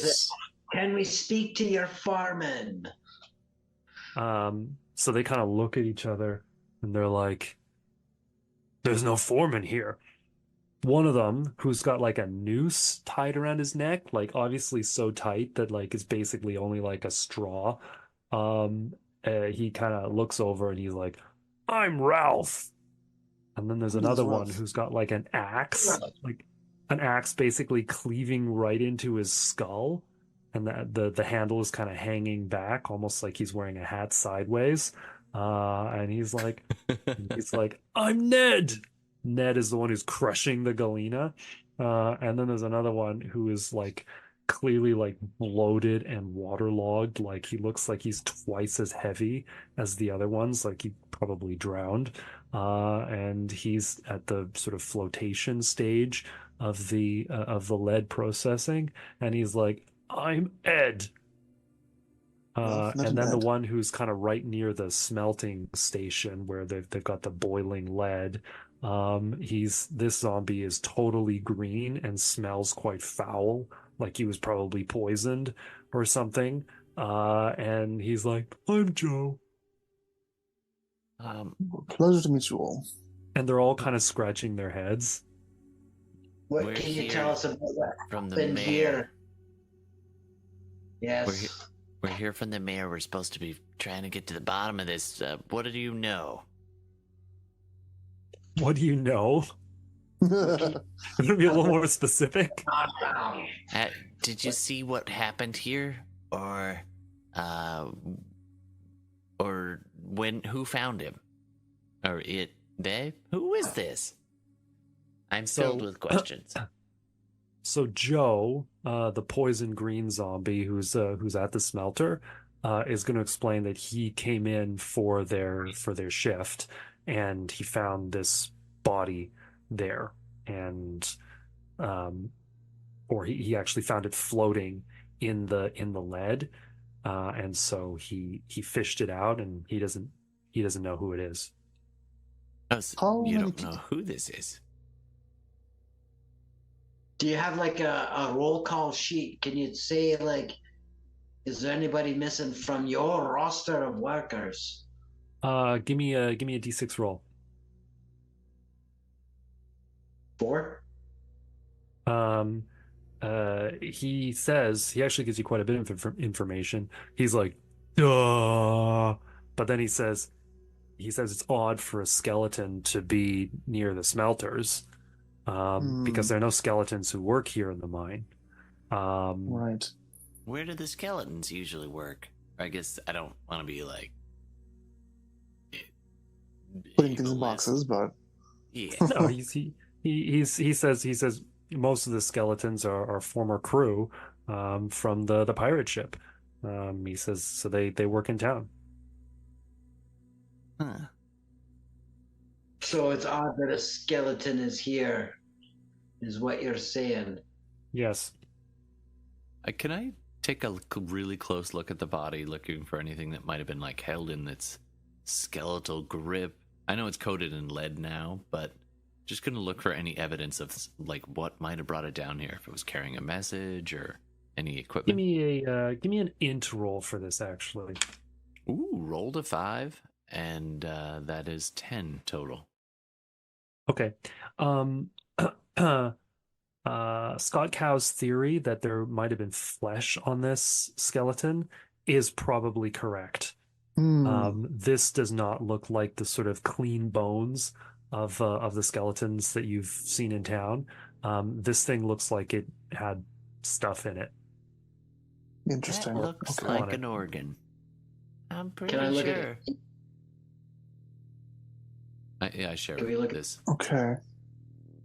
Can we look at the teeth? Are there fangs, or are they like human type teeth? Another good question. Yeah. Do you wanna you know what? I won't even make you roll a d6 for this. They're not fangs. They're regular teeth. And it's a regular human-like skeleton. Yeah, it's a human skeleton and they're human teeth. What This is shape gonna are the be teeth? weird, but I'm gonna try to I poke it. in paleontology, so can I tell by the pelvis if it's a male or female? You're gonna need an int roll for that. I haven't had one, but maybe I just happened to read a book on anatomy. Yeah. I rolled a 1. So you're like counting the ribs and you're like 1, 2, 3, 4. What comes No. after 4? 1, 2, 3. No, wait. 1, 2. Okay, all right. So, Inconclusive. What shape are the teeth in? huh? What shape are the teeth in? They look bad. Bad, so potentially like zombie bad, or just Bad, like like hygiene bad? Bad, like dunked into a vat of boiling lead. Bad. Okay. I'd give you the shape because that would be clear. Okay. So we know that it probably it could be like a live human. So there's only been very few humans down here, and since there's only one way in and one way out, we would probably have we might be able to have like a roster of how many humans were here, because. But there's also witches training and stuff, right? Yeah, we know there's 4 of them. Well, Plus there's the just headmistress. 5 living beings in total, right? Yeah, Yes. 4 witches plus the headmistress. So this could have And been we a saw- zombie. Could have been saw one of 2. them. Yeah. And so the jackal-headed dude said that he was scared of being killed too, so that's interesting. So the smelter is like right there? Everything else has gone missing as well. Hmm? 'Cause Right. more- The smelter's like right there? Sorry, I heard Lahabia's question. Yeah, the smelter's like right there. I didn't hear Okay. Scott Cow's question. I'm just wondering, like, we're gonna have to find out who the other missing people are and see if there's a connection between them. Yeah. Mhm. So I asked the zombies, does anyone else have access to the smelter, or is it just the lot of you? They kind of look at each other and they're like, it's like a stone's throw away from the rest of the town. Like there's no Right. gates, there's no doors, there's no crime in Dreadville. Yeah. Anyone could do it. Now, Okay, I do you don't know anything wanna about any victim missing? blame, but you guys might need to invest in some basic, like, locks. Maybe some Is there any- safety gates. And I've seen these things where you put it and it looks like a step, but it's not a step. And you have to put a sign up. Am I just allowed to take a look for maybe some other physical evidence, like any type of footprints? Give me a D6 roll. Yeah. Okay.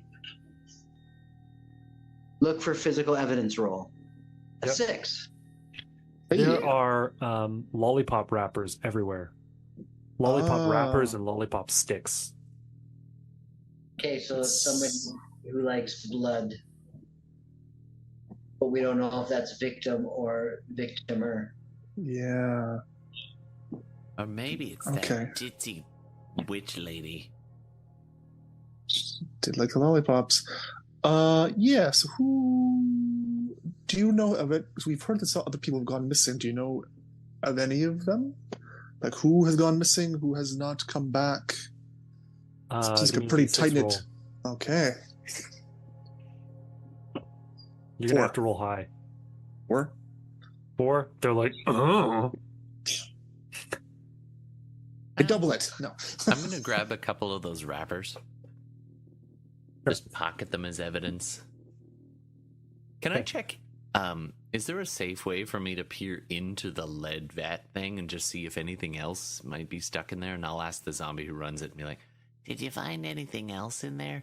Was the body on the ground, or did you have to scoop it out? He like fished it out and like dumped it on the ground, Oh, and he couldn't find anything else in there. okay. Hmm. Okay, working with so- lead is really dangerous. It might lead to intellectual impairment. Never mind. How big is like the vat? Do you know what I mean? Like, if you were trying to shove somebody through like a small hole and they were struggling, it would probably be a lot harder. If you were trying to shove somebody through a small hole and they were already dead, it would probably be a lot easier. Oh, This is thing a is body big enough. disposal? It's big enough that it would be easy to like. I mean, Just if you had shove sufficient somebody.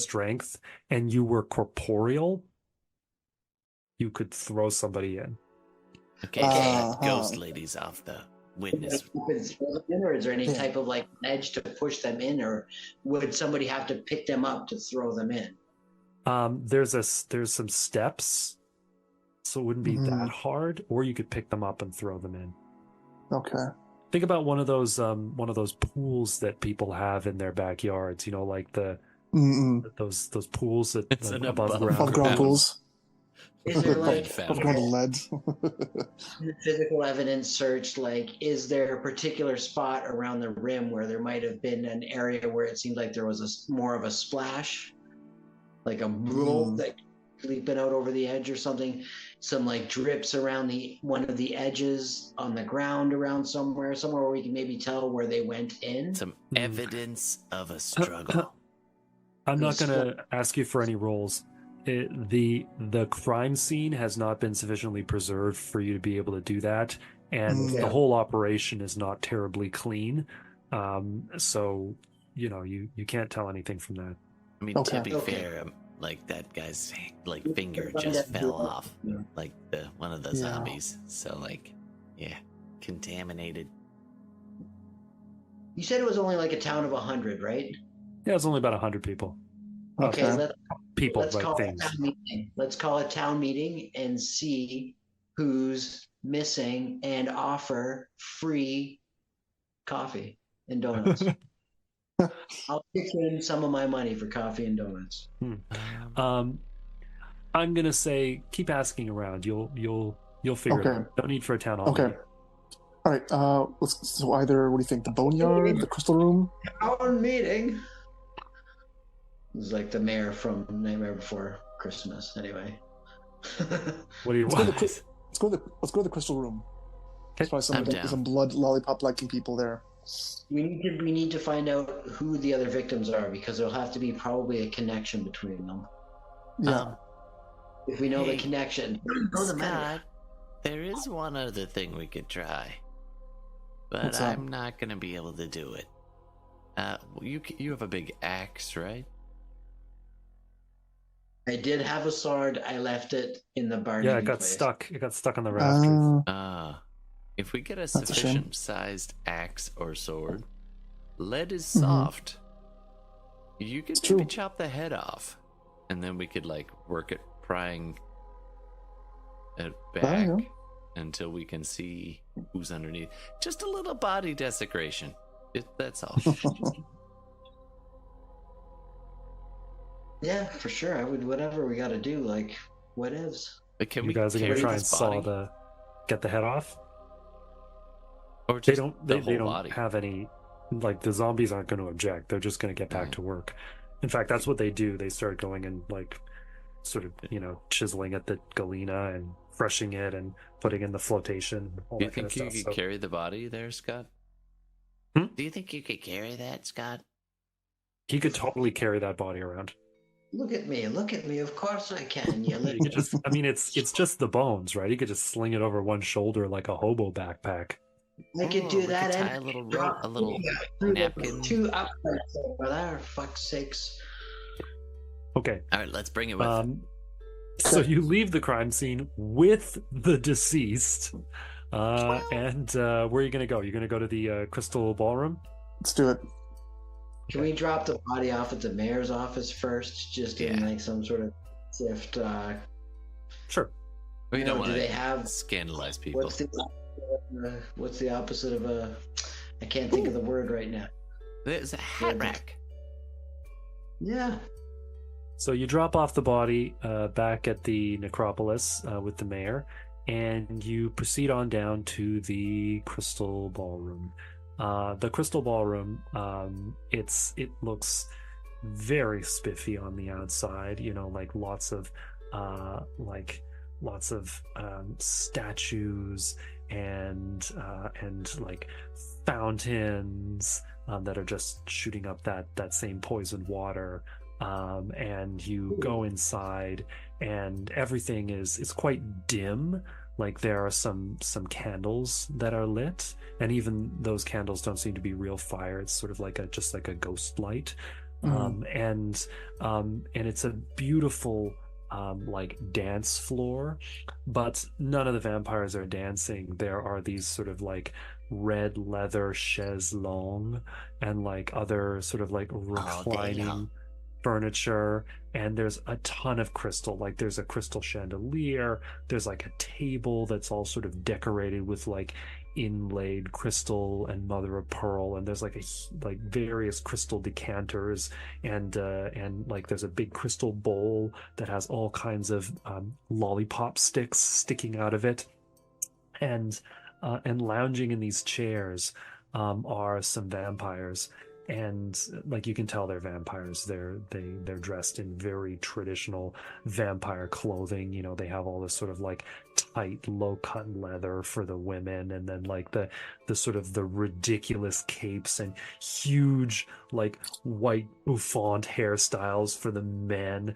Like they're very obviously vampires, and there are a lot of crushed velvet curtains around the corners of the room, so you can kind of like sort of close off the curtains, and you can kind of have like a little private rendezvous in different parts of the room.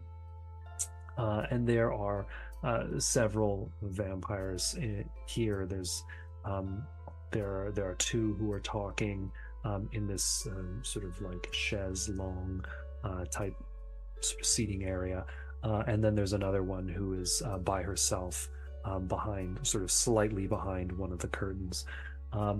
So you go and you introduce yourselves, and there's a male vampire and a female vampire. Both seem to be maybe they were elves at one point before they were turned. And the man introduces himself as Guillaume, and he's like charmed, and the woman vampire introduces herself as Colette, and she's like charmed. They're both kind of like swirling like martini glasses of the same substance. Like it's all the same stuff. It's blood from the statue. Scott Cat walks up. He's just like, "You're all the same. You're just all the same." It's really quite pathetic. And really. So Colette, I was gonna try to quiet him down, but he's not the wrong. female vampire is like, she kind of like raises a hand to her sumptuous breasts and is like, oh, I never. And then she kind of like struts off in her like, I'm gonna say like knee-high boots, and so it's just Guillaume, and he kind of like puts his martini glass down, and he's totally deflated, and he's like, what did you have to do that for? My companion does not speak for us. Look at you. It's just all the same. That's all. It's like, come on, can you just try a little something different? Maybe like a red shirt, or rainbow pants or something like that. There's no originality here. That's all I'm saying. We've got questions. I once saw this play where the vampire was dressed in a leather jacket and like white t-shirts, and they anyway, this is food for thought. Yeah. Okay. So you're Guillaume. You must be the professor at the university, is that right? And he's like, yes, I am. And what is it you teach? I teach a variety of things, including flying on broomsticks. Oh, fascinating. It's a bit of an odd question for you. We're new to town, as you might have gathered. And I lean in a little bit. We're investigating a series of murders and disappearances. You know anything about that? He's like, good gracious.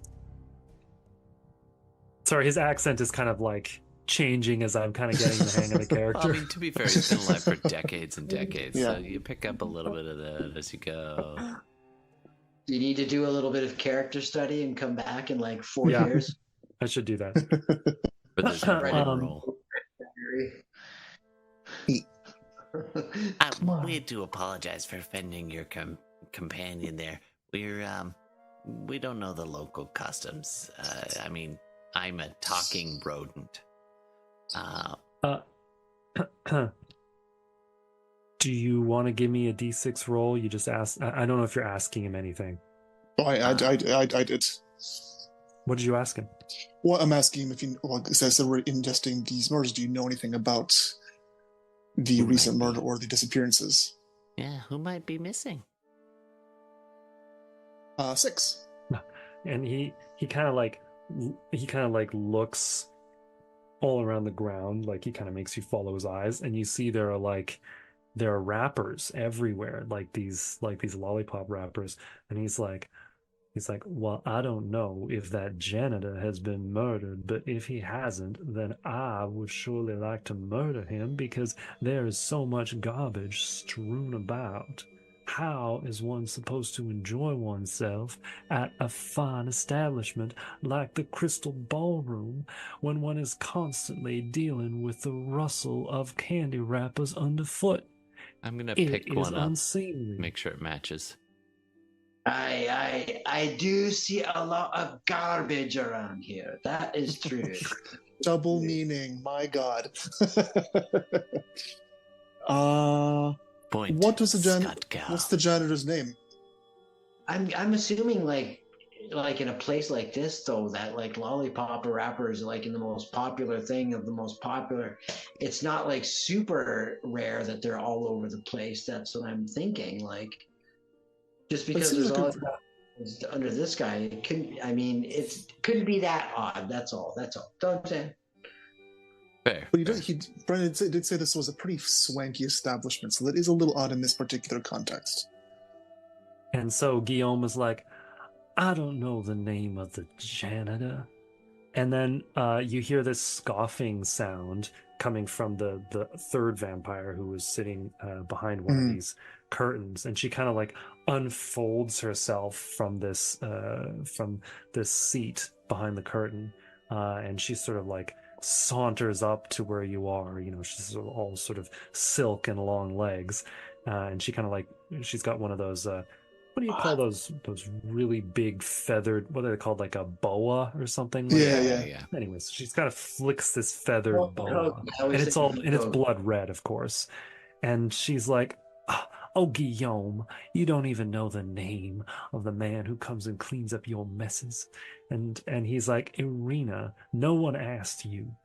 And they get all catty for a minute, and then Irina is which I'm picturing like classic the janitor's vampire name was hissing Bob. just for a second. Yeah, a little cat-like. And she goes, the janitor's name was Bob, and he was a very nice zombie. I actually have some friends who are zombies.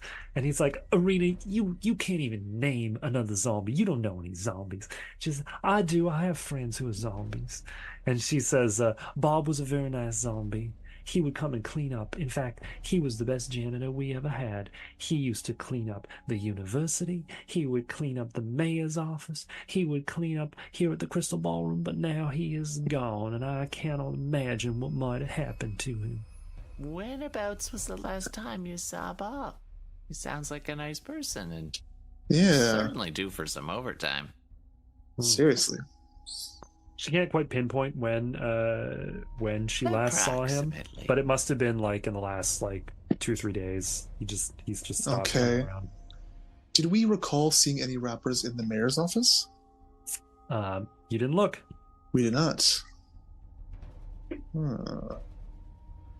You know, here, like in my mind, I guess we'll wait till we'll maybe leave because I've got some things that I would talk about, but not in front of these people. Do you happen to know where you guys can Bob like might be? leave the Crystal Ballroom and like huddle? And I assume that like, I don't know, Guillaume and Irina are just gonna start making out on the chaise longue while you guys come out. Okay. Do you think it's possible that like he just got sick of eating suckers and this stuff all the time, and he just wanted to have like? I was originally gonna say like a living victim essentially, just because that's what I was kind of doing in the long run. But if it's a zombie that's missing, can vampires drink from zombies? Was that an enjoyable thing? I'm asking you, vampire. I don't know of what you speak. Blood of zombies? I'm sure you probably do. I'm sure you probably drink piss if you got the opportunity. I imagine zombie blood would not be very tasty. You imagine correctly. But would it be nourishing? It would not. Would not know. You would not want to. Okay, so probably not. Idea. Should we head to the boneyard? I feel like there's a little more to find out here. They've Yeah, got to it's they like- got to have staff bringing them their treats, right? So maybe we Yeah. go just investigate Oh, yeah. the back room a little bit. I'm just gonna sneak around. I'm just gonna be sneaky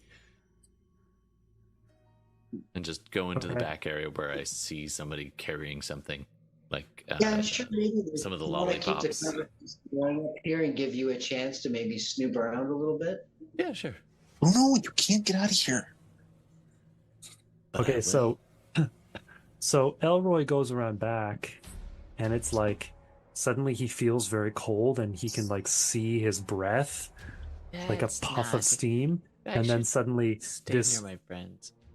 ghost emerges, but she's actually like a quilt with two eyes. And it's like one of those quilts that are like different patterned squares all knitted together. And she's got these two eyes. And she's like, "Hello, my name is Belle." Hi, Belle. You scared the crap out of me. Well done. I like your quilt. Did you help make that? She says, "No, I stole it, I did. But you know, most of the ghosts here in Dreadville, we like to wear these quilts and sheets and things because if you see what we really look like underneath, it's quite scary. So just to make things much nicer looking so we don't always have to think about what we look like when we were dying, we like to have these sheets over top of us. And I picked this one because it was quite colorful. Do you Oh, like it?" I do. I really do. Can I, And she can kind I of like ask- does a little twirl just so you can kind of like see it spin a little bit. Yeah. And it moves like a half second too late every time. It's just Yeah. a little lag. Can I ask a quick question? I'm looking for Bob. He's been missing a while. Well, I miss Bob. He used to be the janitor at the university. You know, Our Lady of Frightful Wickedness. Oh, I yeah. teach there. Bingo. Teach there. Fantastic. We met your Professor Humpty Bump over there. Oh, you mean Guillaume. Guillaume? Yes, Guillaume actually fired Bob. Fired him. Why, Why would you do What? such a thing? fire the only janitor in town? Well, I really shouldn't say. Oh, come on. This Give a is just D6 between roll. you, me, and the quilt, baby. 3. Anybody gonna do any better than that? All right, I'll pull out 5 gold coins. Perhaps my friend Oh, Skeleton this is Coin might change your mind. My much more charming vampire. Roger. I'm just a Grand glorified Roger. rodent. All right, what we got? So you kind of deposit one of the skeleton coins in her little pocket. Yeah, yeah. She's like, Slide. Well. Slide. "You didn't hear it from me, but Guillaume was a little bit jealous because some of the girl students were paying a lot of attention to Janitor Bob. Interesting. And so he went and fired him, he did. But you Bob was didn't a hear bit it of a from me." heartbreaker. And then she goes like, "Hee hee hee hee," and she goes like, "Wah," and she kind of like goes right through the wall, just like, "Wah," I phases have through just the been wall. kind of pacing back and forth as she's been moving around. So when she goes to the wall, I inadvertently slam into the wall. Just right. Okay, so he got him fired, but would Want to talk to him and like just put the screws to him and just be like, "Yeah, we know you did this. We know you got pissed off. See if we can just make him crack." Well, Or he's got to be stronger than a zombie to be able to do this. Yeah. So we should test his strength Yeah, Bob. surreptitiously. and I'm also not sure that if he fired him, that would kind of Well, we have don't know resolved. him. Like we don't know, but if we accuse him, we might be able to make him slip up. That's all. Like we could do some good Yeah. cop bad shit. What if Bob was a player, man? What if this isn't the only person that he's made Yeah. angry? 25 minutes. Boneyard. Boneyard Boneyard, it yeah. is. Going to the boneyard. Prime suspect, obviously. Okay, so You go into the boneyard, and the boneyard just has like, I don't know how they've managed to do it, but they must have gotten either a bunch of will-o-wisps, or maybe like little bits of glowing moonstone, but they have a sign out front that says the boneyard, and it's on an angle, and then it has like lights all around the edges, and it's going like bzz, bzz, bzz, bzz, bzz, bzz, and they're like will-o-wisps kind of going around it, like it's the boneyard. And even outside you can hear the mariachi music, you can hear like the boots on the floorboards, like you can hear it's like a rip-roaring good time. And when you open the door, the volume just triples, and you see like skeletons, and they're all like doing their clickety click dances, and they're really keeping time, and they're doing a bunch of old timey stuff. They're doing a bunch of stuff that shouldn't be possible. Like if there was flesh on those bones, they would not be able to do these moves. Like bending way past 180. Yeah, and they're really into it. They're these creaky floorboards. Like the whole place looks very run down and decrepit, but at the same time, it has like a lot of life to it because there's just it's just so fancy. They've got some guys playing trumpets up on a stage. There's this big moth-eaten curtain. Like this is an old theater. There's like a saloon style piano, and there's a skeleton sitting there, like just really going at it on the ivories. And there's some really fat mariachi guitars. I don't have mariachi No, style it's music, sorry. dancing around, and they're like doodly doodly doodly doodly clickety clickety clickety clickety, and they're like having a great old time. And when they see you, they're all like, "Hey!" Oh, Hey! They're very that's welcoming. awesome. Their timing's immaculate. Is there So, like there? Is there a drum set there? yeah, sure, yes, there is. All right, because Scott Cow used to play drums in the high school rock and so he's gonna All right. get on the drum set and be like Buddy Rich, and it's gonna be like this is one of the few things in life that he, depending on the role, I guess I do, if you make me do the role, but I would say one of the few things in life that he's like really good at and he kind of like really gets off on is that he's a really good drum player. He plays the drums really well.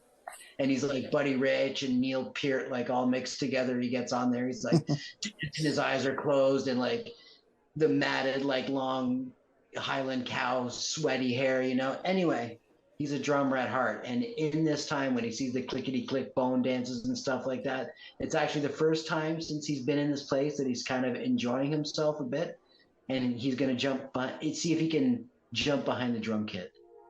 Join in the festivities. So give me a strength roll. I was gonna ask for a dex roll for you guys to dance, but a Nice. strength roll for the drum solo. Of course.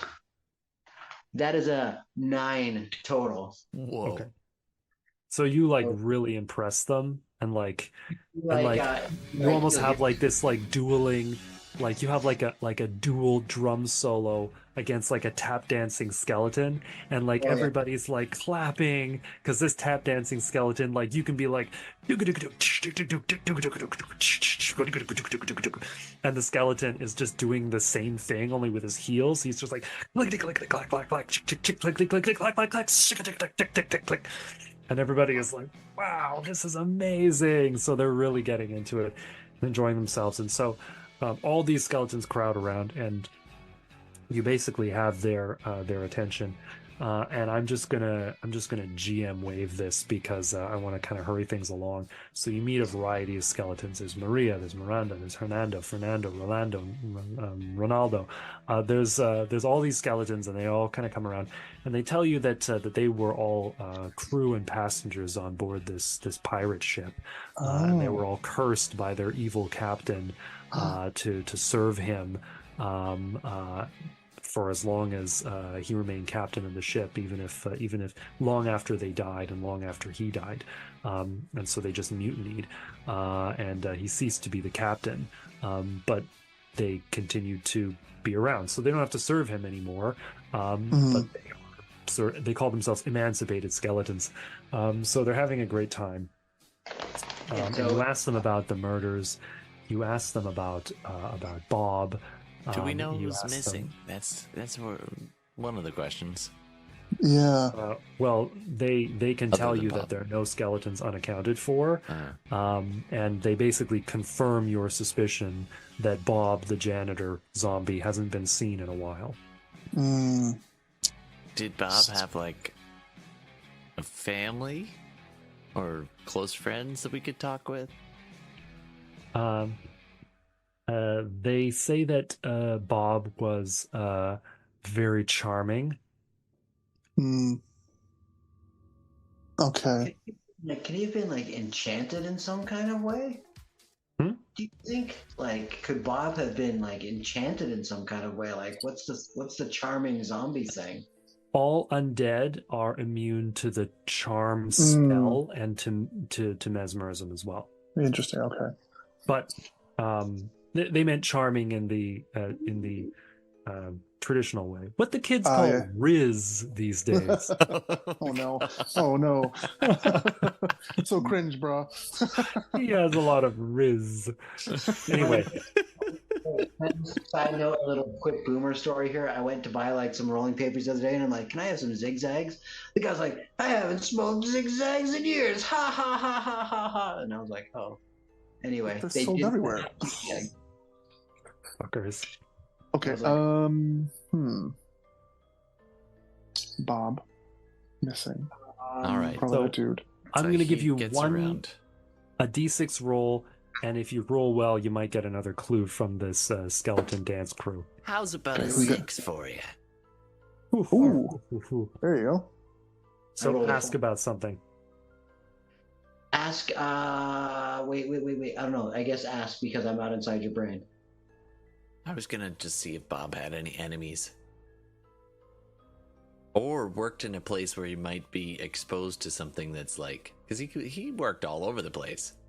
Are there Yeah, any he other did. places that he worked? I want to find that out first, actually. Yeah. Where else did he work okay. that might have been a little bit hard to... like, kind of an important place? Also, And so they tell you he also worked as the janitor in the mayor's office. Isn't that Mhm. where we left his Did body? he send? Yeah. did he have a particular bird that he liked to spend his time with. If you said he was charming, but did he have somebody special A sweetheart, if you will. that he enjoyed spending his time with? You're So asking all the in a place skeletons are called gonna the kind of like boneyard. they're kind of like gonna look at each other, and they all have that smile because they're all skull faces, right? And they kind of look over and they say, Bob used to get pretty friendly with all of the students at the university. Uh-huh. You know, the young witches. Even the Okay. live ones. Let's head to the university. Let's talk to You some. certainly seem to be new trying. students. Fuck, was it rotten? All right, So what do you wanna do? back to uni. Back to uni. Back to the university. Talk to people from now on. He's gonna be like, "Did you see that person in your life?" He's gonna be right up in people's faces. Okay. Let's head back, So- and we'll just Still two. see who we can see off the initial, and hopefully, yeah, maybe the person we saw before, or maybe somebody else. So you head back to the university. And this time you see a different assortment of students. You see two female students. So there's Clara and there's Ruby. Clara is an elf. Ruby seems to be a halfling. Both of them have the same outfit. It's the cone hat, slightly tilted, and then like over the knee striped socks. I'm going to say the stripes are purple and orange. Anyway, I'm just and gonna they're work like on a... Sorry, go ahead. they're like talking to each other, and they're like, oh, I can't believe it. Like, did you seriously? No, really, literally. Like, she just said it, and I was like, oh, I can't believe. Good day, ladies. Anyways. Good day, ladies. How are? While Scott is engaging them in conversation, I look up and like, is there like a candelabra or like a chandelier type thing up above, or anything up high? I think this place Okay. would probably have wall sconces, but anyways, Mhm. there's also another student who is a male student, who also has the witch hat, Ah, but he has like sort of like long robes and like a tie with a collar and like big like Coke bottle glasses. And a great big nose because he's a gnome, like he's quite short, and he's like hauling around like a belt with a bunch of books. Like he's got one of those old fashioned like belts for carrying books, and he's got a bunch of grimoires, and he's like obviously like taking notes and very studious. And it almost seems as if he's maybe trying to talk to Ruby the halfling, like he's mm, kind of like, "Hi, Ruby," but like he can't quite muster the courage to like say that, so he's kind of like hanging back, like kind of gripping his book belt, being like, Hey, you, book kid. What's your name? I'm like and eye he's to like, eye with him because I'm that short. That's right. So he's like, I'm Isaac. Hi, Isaac. My name's Elroy. I was thinking about maybe coming here to school, but, I mean, between you and me, it seems like a pretty good school. There's, some pretty choice ladies. And he's like, oh, you bet there are, but they're not very good students. I mean, I hardly even try, and I'm getting straight A's. They let pretty much anybody into this school as long as they have enough money. Well, I'm working on that. Um, I mean, good to talk to you. all right, so I'm gonna try and move this. So I shout, "I'm looking for Bob. And Anyone where I can find Bob?" both of the two young ladies are like, "Ah, is he seriously talking to us? Like, I don't know, maybe if we just don't say anything, he'll just go away." I'm gonna watch Isaac's we're reaction looking. to the name. Or Bob. Yeah, that's the idea. So I flit up to the girls and I say, "I am indeed talking to you. Do you know where I might find Bob?" And they say, no, we haven't seen him in a while. One of them's actually chewing like some kind of gum, like she like pulls it out to be like really Mhm. gross. She's like, no, I don't know where Bob is. I gotta tell you something. I heard that Bob really likes Ruby. What did you hear? And Ruby's like, stop. Gross. Oh, well, I know. I heard all about her. I know you don't like Bob, Ruby. Give me a break. I mean, come on. We all know he's not your type, but come on, what do you know? Like, come on, And what's the then latest? Ruby is like, Who does he like? I mean, That he's such bullman a can hot spill guy. the tea. He's so cute. I mean, goddamn, he's so cute. I mean, I wish he would like me, but I know he doesn't. But who does he like? Who does he really like? Who does he fancy? so You want so Ruby in like an unnecessarily loud voice is like, gross. Like, I would never with like a zombie janitor. Like, I wouldn't like, I'd sooner like have sex with Isaac. And like, even then, like, I'd have to be so drunk. Hey, And they're like, he's a and good the other man. Clara's like, Ruby, That's you're so mean. bad. So And how is not you. Now, I mean, how's Isaac reacting to all of this? Isaac's like, and he kind of like runs off. Oh, Okay, I don't Okay. think that's the suspect. who does like him though? We know you don't like him, Ruby, but who does like him? We know you know who likes him. Before that happens, Clara says to Ruby, like, you shouldn't be mean to Isaac. He's like totally helping me with that research project. research project. The research project. What research project are you talking about? It's just for some dumb class. Which class? Yeah, It's I'm for thinking that- of becoming a student here. It's for that quilty ghost. We call her Quilty ghost? two-ply. That's pretty good. But like to her face, that's bitchin'. That's serious, yeah. So what sort of research does it involve? For the She just old wanted us to Tupla. learn about some creepy stuff. So Oh, I Yeah, like just if I figured sign I'd up, like what do I have to study? I just figure I'd like read up on barrow whites or something, but like Isaac is such a brain, he could just do it. And so I just asked him to, and he like really wanted to. Wow. A Thanks for your barrow time. white? What's a barrow white? I am ignorant. let's go chase down. Okay, we gotta chase down our gnome. Sidle up to him. Are you guys Isaac- gonna Barrow white. go run over and talk to Isaac?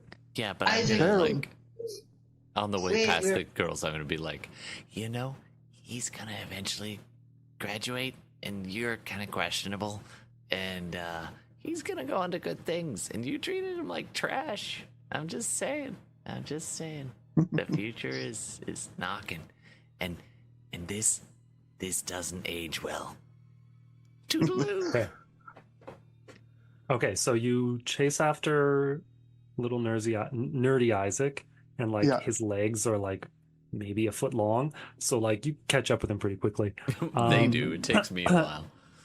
Yeah. What are you gonna ask him? What's a better way? What's a better way? We heard you were asking the girls, and they wanted to talk about better. We're having the same class. We're in the same class, and we're in really desperate shape. We need you to tell us what a better way is. Okay, so a barrow white is so he tells you a barrow white is a type of undead thing. It's an armored Aye. sentry. Aye. And Up close and personal. they typically guard something, either like a door or a treasure chest or a crypt or something like that, and they can guard it forever. They're effective. They're extremely difficult to kill, but they will always guard that one thing. That is what they are tasked with doing, and they're very powerful. And he says, oh, of course, the barrow white that we have living here in Dreadville. He has a very interesting story. His name is Njord, and Njord was tasked with guarding the door to a castle of some kind, but the door was actually made of wood, and after a couple hundred years, it just rotted away, and there's nothing left but this iron doorknob. And so because of what he was tasked to do, he now just has to guard this doorknob. Well, it worked out just fine because we just put the doorknob into the pool of blood in the sanctum inside the cathedral, and so he just guards the blood. Ah. Well, that's very fortunate.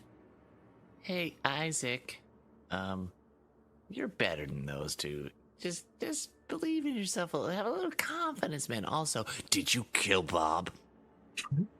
He's like, no, I Okay, couldn't just checking. possibly Just kill checking. Bob. Just checking. He goes on to stay tell at you school. that Clara and Eunice and Ruby are all mediocre witches, like really bad witches. And I mean, yeah, I if probably you could have want told to, you that. if you want to give me some good persuasion rolls, he might be persuaded to convince you of even or tell you even more things. I want Isaac to come on a road trip with us. I rolled a 1. Listen, he's man, like- you need to see the world. You need to tour Europe. Forget those bitches and just Europe. grow. That's it. We're gonna get Isaac laid. New mission. Okay, so basically all he tells you, because you rolled so low, is that like Clara and Eunice and Ruby, they even cheated on their broomstick flight tests. They use fairy dust to help them fly. And he's like, I gotta go back to my studies. So he like puts his glasses back up on his nose, and then he's kind of like, nice talking to you. And he kind of like goes off You with think his about books. it, man. You think about it. You could be a legend. Let's maybe go back to the mayor's again and just see what we can see that we might have missed before. Yeah. Sounds like somebody was maybe using Bob to maybe get something. Yeah. And quick, before we leave the unit, just wanted to scan like the floor. Is there any wrappers here? Yeah, there's wrappers everywhere. Okay. They Cool. need a Mayor. good anti-littering law. Yeah, seriously. It's quite trashy here. All right, to the mayor. So the mayor, you go back up to the necropolis, and the mayor is looking around his office under papers and things like that. And he's like, where did it go? And he goes, Ava dear, have you seen the key to the sanctum in the cathedral? I really need to find that key. I'm worried maybe it's gone missing. Maybe Bob could help you find it. Bob's gone, man. What he's saying, he's trying to catch him off guard. What are you talking about? He's right there. I just hung my cloak on him. All right. But they didn't know it was Bob then. They didn't know it was Bob then. Oh, that's true. Yeah. Shit, True. Sorry, cat's out of the So bag. Ava is like, oh, the key's right here, and she like pulls a key, and it's like a very obvious skeleton key. Like it has like a big like skull on it, and then it has like like a very ornate shape, and then the teeth that go into the lock mechanism, like they all look sort of like curled and ornate and unnecessarily embellished. And she kind of like hands it to him with her sort of sheet, and he takes it and he's like, oh, thank you dear. Oh, this is you must have cleaned it. Okay. I find it odd that a place with no crime and no locks needs a key. That's really weird. So he puts it back in his pocket and he pats it and he says, the only thing that we have to take care of here in Dreadville, of course, is the blood. I mean, that statue, if anything were to happen to that statue, well, the whole town would fall apart. It would crumble. Vampires would have to go out and start hunting and eating, and we'd have to start killing people, and zombies would be killing people. I mean, everything would go back to the way it used to be. Horrible, horrible. No, we can't have that. So we have to keep that that statue under lock and key. It's the only thing that helps us to live in this peaceful utopia here that we call Dreadville. Another sales pitch.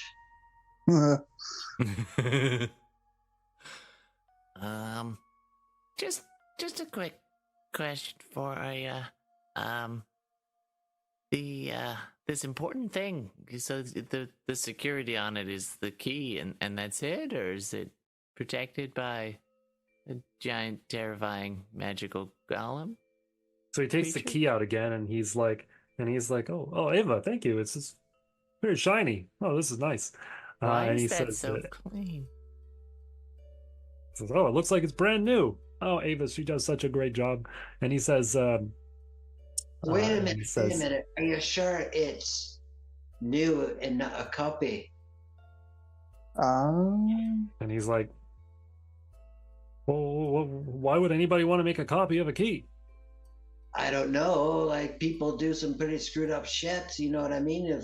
If your whole town is revolving around this statue, then there's value to it, clearly. And he kind of looks over at Ava, and he's like, Ava, did you do something? And she's like, she did something. He's but like, it wasn't her calm down. Tell me what happened. And Ava says, your key went missing, Mr. Mayor, and I didn't know what to do, so I went and I got a new one made. I had to go back, and I had to go back to the door, and I had to ask Arena, she's the silversmith, and she made a new key for you, and I think that maybe you wouldn't notice, but anyway, that's what happened. Okay. Listen. Who has access to this key besides you? A key went missing. How could it go missing if it's so important? Like, why? I mean, for God's sake, your whole town is revolving around this goddamn key. How could it go missing? Who would have access to it besides you? And he says, I keep the key in my drawer at all times, and besides, who in this town, this wonderful, happy, peaceful utopia for the undead, who would want to do anything to stop this? There might be something to do with priests or outside influence. Hmm. But not He us. says, well, that's what we have Kenji for. Kenji, I tell you, he's had to repel quite a number of zealots, crusaders, just fanatics, crazy people. They come, they try to destroy the town, they try to burn us down, they try to do anything. They call us scourges. You haven't been Kenji's called a scourge before? It's terrible. Kenji's probably a bit bored, don't you think, from doing that? He's kind of stuck there, going back and forth. Maybe there's somebody who gave him a way out. Well, I can't imagine how anybody would get in. Although there are plenty of people who would want to get rid of, this wonderful thing we have here. Not only are there crusaders, but druids too. I mean, everybody thinks that, it's wrong or unnatural for undead to be living the way they are. The way we are.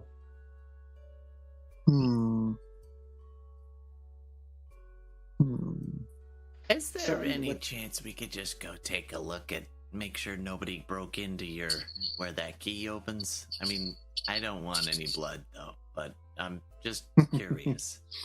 Okay. So he's like, that's great. That's a great idea. So he takes it. I feel like this mayor is turning into more and more like a Bernie Sanders type. Yes. I'm gonna go with that. We need to tax all the people in this town. So he takes the key, and together you rush towards the cathedral, and you go in, and you haven't had a chance to meet a bunch of characters, but there's like a great ghost in the cathedral who's in a burlap sack, and he carries these chains around just because he likes the idea of ghosts having chains. Like, it's great. There's a whole bunch of characters, but anyway, you get to the door. He sticks the key in the door. He opens it up, and he opens it, and there's somebody there who's gonna smash this statue. Who is it? Who would smash the statue? I don't trust the professor, but I think he's just a jerk. Yeah. You have the clues you need.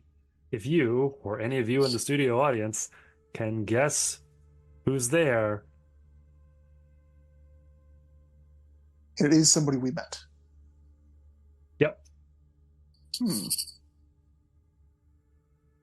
It might be the first girl. That's what I'm thinking too, because Like a spur Yeah, lover. Eunice. people, they're crappy students. They have no future. They might have sort of bought their way in, kind of in a way. They have a way in. They have a way out. They're living. Yeah, I think it's Eunice. You want to? I don't know. I'm gonna put that in as my. It's a cloaked final- figure, and we call out the name. Hey, Eunice, stop! You're right. All Hey. three of those girls are not witches, they're druids. And if you had checked more Oh. clues, you would have found that they had been shape-shifting and killing different undead things or destroying different undead things using their shape change ability. That's why they can't fly. That's why they needed to use fairy dust. That's why they're they've been cheating. terrible witches. Yeah. Isaac. So one of them has reached in to the pool of blood and has taken out the doorknob that she learned about through Isaac, and she's basically like hucks it across the room, and so the Barrow White, who typically guards the place, named Njord, goes over and kind of guards the corner of the room because that's where the doorknob is. And the other two, they're trying to lift this big, heavy sledgehammer. And Ruby's like, I'll do it. No, I should do it. I'll do it. And they're kind of fighting over it. And then you guys come into the room and you're like, da-da-da. And you're like, we found you out. Gore. And they say, Yeah. Fight. Blunderbuss. The and they're going to say, you totally shouldn't have done that. And then all three of them do their shape change ability, and they turn into these three massive, hideous Lunarian worms. And the worms are striped. They're white, black, and purple stripes. And they all go, and when they hiss at you, their tongues come out, and their tongue is also a worm that's white, black, and purple striped. And then it opens its mouth to hiss, and then another worm comes out, and it is also white, black, and purple striped. Getting Dr. Seuss horror nightmare vibes. It's a Beetlejuice. They're Beetlejuice worms. They're the sandworms from Beetlejuice. Yeah. Anyway, sorry, I couldn't do an It's all entire good. episode in Dreadville without somehow like tipping my hat. Anyway, Of course. it's past midnight now. If you guys We'll want to fight fight the Lunarian death worms, then we can for sure do that. Alternatively, I can just wave it and say you guys did a great job. You solved the mystery. I think we and you need will to kill a definitely bit. get the reward. Yeah. I'm totally out of power though, so I Yeah. have to- Okay. Yeah. Okay. Another time. So I'm gonna say that a great battle was had, and you managed to fight off these Lunarian death worms using your various wits. abilities and EP. I'm At gonna say. some point, Anyways, I wanted to be on register that I got to the doorknob and I jumped back into the pool of blood and I petrify myself around it so they can't lift it up. that's cool. Oh, very cool. That totally happened. Oh, anyways, also when you slay the three worms and they all kind of like hit the ground and make the ground shake, suddenly these three like ghosts kind of stand up where the worms used to be, and one of them is like, Clara, oh, are we seriously doing this? And then Ruby is like, oh no, do we have to stay here? Oh, this is like the worst. Nice. Anyway, And the epilogue is Road Trip with Isaac. yes, road trip with Isaac. While Oh, you were yeah. doing that little road trip with Isaac, It's the- spring break, in motherfucker. exchange, as your reward, and because you're like beloved by the town of Dreadville, all of the skeletons who, don't forget, used to be pirates, they take your airship and they build it out. Like Sick. they build it out. Like this is a fully functional flying pirate ship. We're still now. gonna call it the Dory though. Yeah. gambling And room? I will tell you all about it, but you guys Midnight were all Dory. kind of wiped. So All right, we do Anyway. need an episode name. What do we got? What do we want? I feel like this episode should be called Vampire Racism. There was a lot of I like. What about Bob? Oh, there it is. Oh, That is so such a good. good name. All right. And Road Trip with All right. Isaac is the Did we after get the credit. airship and solve the mystery? Like, if we didn't solve the mystery, would we have not gotten the airship? I was thinking that I might give you some equipment because you're missing a sword. Oh Yeah, I did in the thing. He was so dejected. He's never been, like I said last time, he's never had his ass kicked like that before. It was a real wake up moment for him. Mhm. Hey, by the way, your Um, Scottish accent is coming along, dude. That's pretty solid. Indeed. I mean, Indeed. I don't know anything. Maybe our listeners in Scotland will be like, "Fuck yeah." Fuck this fucking guy. Hey, But hey, give all me right. a, It's a give me disgrace. the penny. All Well, right. thanks for the Um, game. That was a lot of fun. And Yeah, I good think stuff, I will you guys. sign us off the interweaves. And don't forget, internet, tune in next time, a week, I don't know, something. And click that like and subscribe and check out our next game if you get the chance. And take care. We'll see you next time. Good night. Oh wait, Oh, wait. wait, one more thing. Do you guys remember how much time you were given to get the idol and come back to Aventale? Because there were a certain number of days that you had before Contessa Vincenza was going to cut the Tree of Wands. Oh, what was it? 3 days? It wasn't much time. It was 17 days. 17 days. Okay. So not If that much, someone okay. asks how much time you have, you overestimate. If someone asks if you're a god, you say yes. Yes.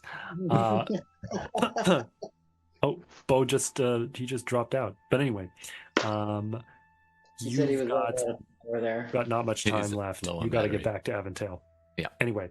But now we got a ride Hmm. and a crazy wizard gnome to come with us. I'm working that angle. I want a minion. All right. Thanks, That'll everybody. be my backup character. All right. Good night. Thanks, guys. Take it easy, Night. everybody. Thanks, Brendan. Thank you. Yeah, thanks very much. All right, Internet. I'm having some technical difficulties, so I will be getting our credit roll. We always run our credits, giving credit to the amazing musicians that make their Creative Commons music available to us. And big shout out to Alexander Nakarada and Kevin McLeod and many, many others. I do always do the proper credit roll, so let me go get that ready. I've got a workaround. I've got tricks on tricks over here, so do check that out in the visual stream. But I do post the credits or the attributions in the description as well. And one more time, if you don't mind clicking the like or subscribe, that would be amazing and a big help to us. So take care of yourselves, and we will see you hopefully in about a week or something. I don't know. If not, you can always check out our backlog. All right, I better get to it, and you have yourself a wonderful, wonderful time, and we'll see you next time. Thanks.